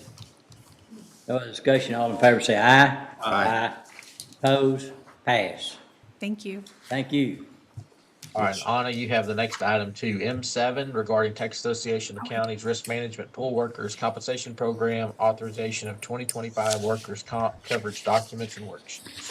Thank you, Dustin. Just a little longer. This We took a break while we were This is our, kind of the annual documents that we submit for purposes of the risk management pool renewal through the Texas Association of County. We provide estimates of what our next fiscal year salaries will be. We submit that to TAC so that they can provide an updated renewal. But we don't really have a choice. I mean, if we're going to get the workers' comp, Yeah. we've got to submit this. This is what they require. Yes, yes, sir. And this will be sent out to the different departments that have to furnish you the information, correct? They've already furnished us. They've already done it. We've compiled it, and so we need court approval to kind of sign, and we send that off. Submit it, okay. Mhm. Make a motion to approve. Second. Have a motion and a second. Any other discussion? No other discussion. All in favor say aye. Aye. Oppose? Pass. Thank you. Thank you. Back up on M6D, could we defer that, please? What? M6B. M6D. Motion to defer. Second. All right, a motion second. Any other discussion? No other discussion. All in favor say aye. Aye. Oppose? Pass. Bless you, Anna. All right, M9, discussion and action regarding the Commissioners Court retreat meeting. So we have scheduled a retreat for November the 12th. That's a Tuesday over at at Heart of Texas BHN in their Colgan boardroom. We will add these topics to that. And if there's any other specific topics, we can keep this on the agenda for the next court session if there's anything y'all would like to add. Yes, that's good. We maybe. One day will be enough? Well, we can always, I would, and that's a good point. I'm glad you brought that up because on your schedule for that day, I would try to block off pretty much most of the day, just so we can get into these issues and try to. Is that the facility on Imperial? It's the new one, yeah. Yes. The one we just. Cut the ribbon on. 8 hours. Okay, Yeah, So I think I'm sorry. go ahead. Go So ahead. say, if we want to just go ahead and approve this date, then that way that'll help us Schedule. moving forward. Yes, sir. I make a motion, we approve that date. Second. Have a motion second. Any other discussion? No other discussion. All in favor say aye. Aye. Oppose? Pass. That should be all the action items. We do have a work session item on the Heart of Texas Tower side. I know there was a question about it this morning. So Ken's been working with John Strunk and with TJ, just looking at options. We haven't found any takers. Frank has helped, Ryan Durker's helped. There were a couple counties that were interested, but at this time, no one's interested. So we can look at just getting it down and scrapping it, storing it. So kind of, Ken, do you want to add anything just to kind of what options are out there? No, there's not much to add. I mean, that's pretty much where we're at. I know that we're fixing to, look at future plans and all that kind of stuff. I will add that we, if I hadn't said this before, we do have lights out on the tower. And Have we- what? Lights out on the Heart of Texas Tower. And we have a quote to replace those, that's at $5,500. And we've been holding off, trying to wait for a decision on the tower itself. Yes, sir. Could you is there a quote already out there on what it would take to remove the tower? We have a quote with two options. One is a quote for $65,000, and they're going to lay the tower down and take it apart. And that they've already looked at it and they see that they have the room to do that. If we have them come out and take down a section at a time, it's $95,000. Okay, what do we do with it once we get it down? Well, that's the we can, if one of y'all want to volunteer a yard to store it on, we can store it on and see about getting. How many sections are there? Just send it to Lipsitz as it's, just take it in a truck to Lipsitz. Ken, the things that normally end up out at the yard. No, I know. Yeah, And grass grows up through it, and it's 20 sections. It's 420 foot tall. 20 sections, that's 21, I'm sorry. And the sections are how long? 20 feet, I think. 20, okay, 20. So If you haul it, so it could be hauled. So I would, And we're trying to get an estimate on what we can get for that. I think John Strunk Okay. is going to talk to Lipsitz and see just an estimate of what we might get out of for scrap. okay. And who else besides Lipsitz is out there? That part, we haven't explored that far. We just kind of There's in the another- first there is throes of trying to figure stuff. Lipsitz and Quality out there on the interstate. Yeah, Quality. Quality out there. Quality Core. Yeah. That's Billy Hoover's Right, place. they take scrap. Yeah, we're just in the first throes of looking at options. So maybe one thing would be, we put something out there to get bids for scrap. We could do that. And I worry about that light being out. Me too. Well, Is it just one? been a worry for myself as well, so. Pardon me, are they out, are all of them out? No, but I think the important top one, I think is out if I. How quickly? They get notices on that those lights are out through the We- FAA, right? Yeah, we've been sending in a deal, making them aware we're getting an allowance for it being out, but again, The jump at 63 grand to lay it down and take it apart doesn't sound like a bad deal to me. We got to get rid of it. It's something. It that has to be sounds like done. we're You're going talking to about need to liability go ahead and get issues. those lights fixed. Yes, sir. We can't do it till after the fair and rodeo. No, right, that's correct. Fair and So- rodeo. So when they, Yeah, we're not doing anything. you're talking about laying it down, it's just boom. I think Gonna fall so. down or? Well, Leaning tower. I devices. didn't get all the, I'm just saying that they're gonna. Cable it and let Let's it. don't do it during the fair and rodeo. That's But I just Can think we the charge most efficient. admission to way, sell guys, just pay for it, get it done, and get it scrapped. And let's see as much money as we can get back out of it. Get it out. But Get if it we off go up there. there, I'd hate to start replacing lights, and we have 15 grand in it all of a sudden, and now we go, we're gonna tear it down next week. That's where I was at, Yeah. Commissioner, I'm sorry. Tear it John and down. I've been talking about it for a while. Expensive to replace, especially the lights up on top of them. You're talking about major. okay, and, I've got some part-time money, I can get a guy. I'm sorry, what? I can call Melvin Lipsitz and talk to him and, or Trey. And, they might have an idea. It would be ideal they'd pick it They up. pick it up, right, yeah. Mhm. Okay. And, well, you still got the shelter and the generator and the transfer. Yeah. Can't those be stored over at the? Well, the we shelter can do was that. built in, the shelter's gonna be torn down as well. That's part of it. Now, the generator, we can move and possibly have another use for it. Right. I think most everything else has been taken out. And I think John said the city of Waco has already contacted this company that I got the quote, or we got the quotes for taking the tower down. City of Waco has contacted them to take their shelter out.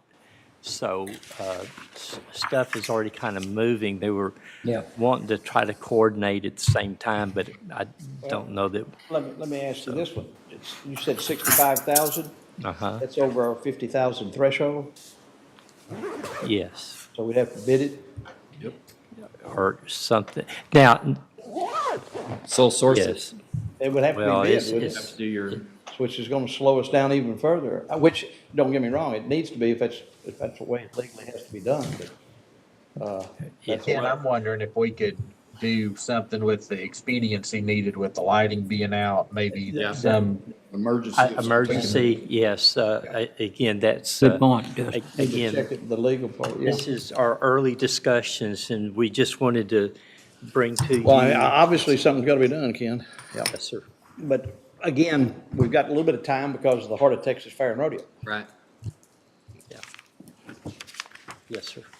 It would be nice to have that thing off there right after for this to commence right after the fair. Yeah. Yeah, I agree. Okay. Does that cost part of the venue?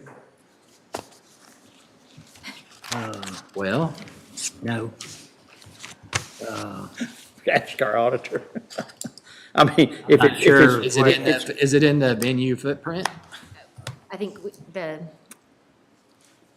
map would have to be Expand. studied.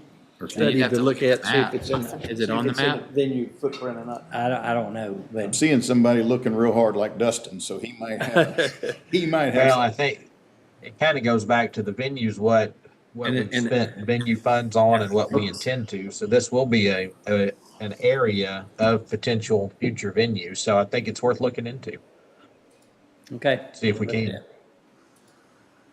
All right. Anything else to come before the court today? You're tapped out. Okay.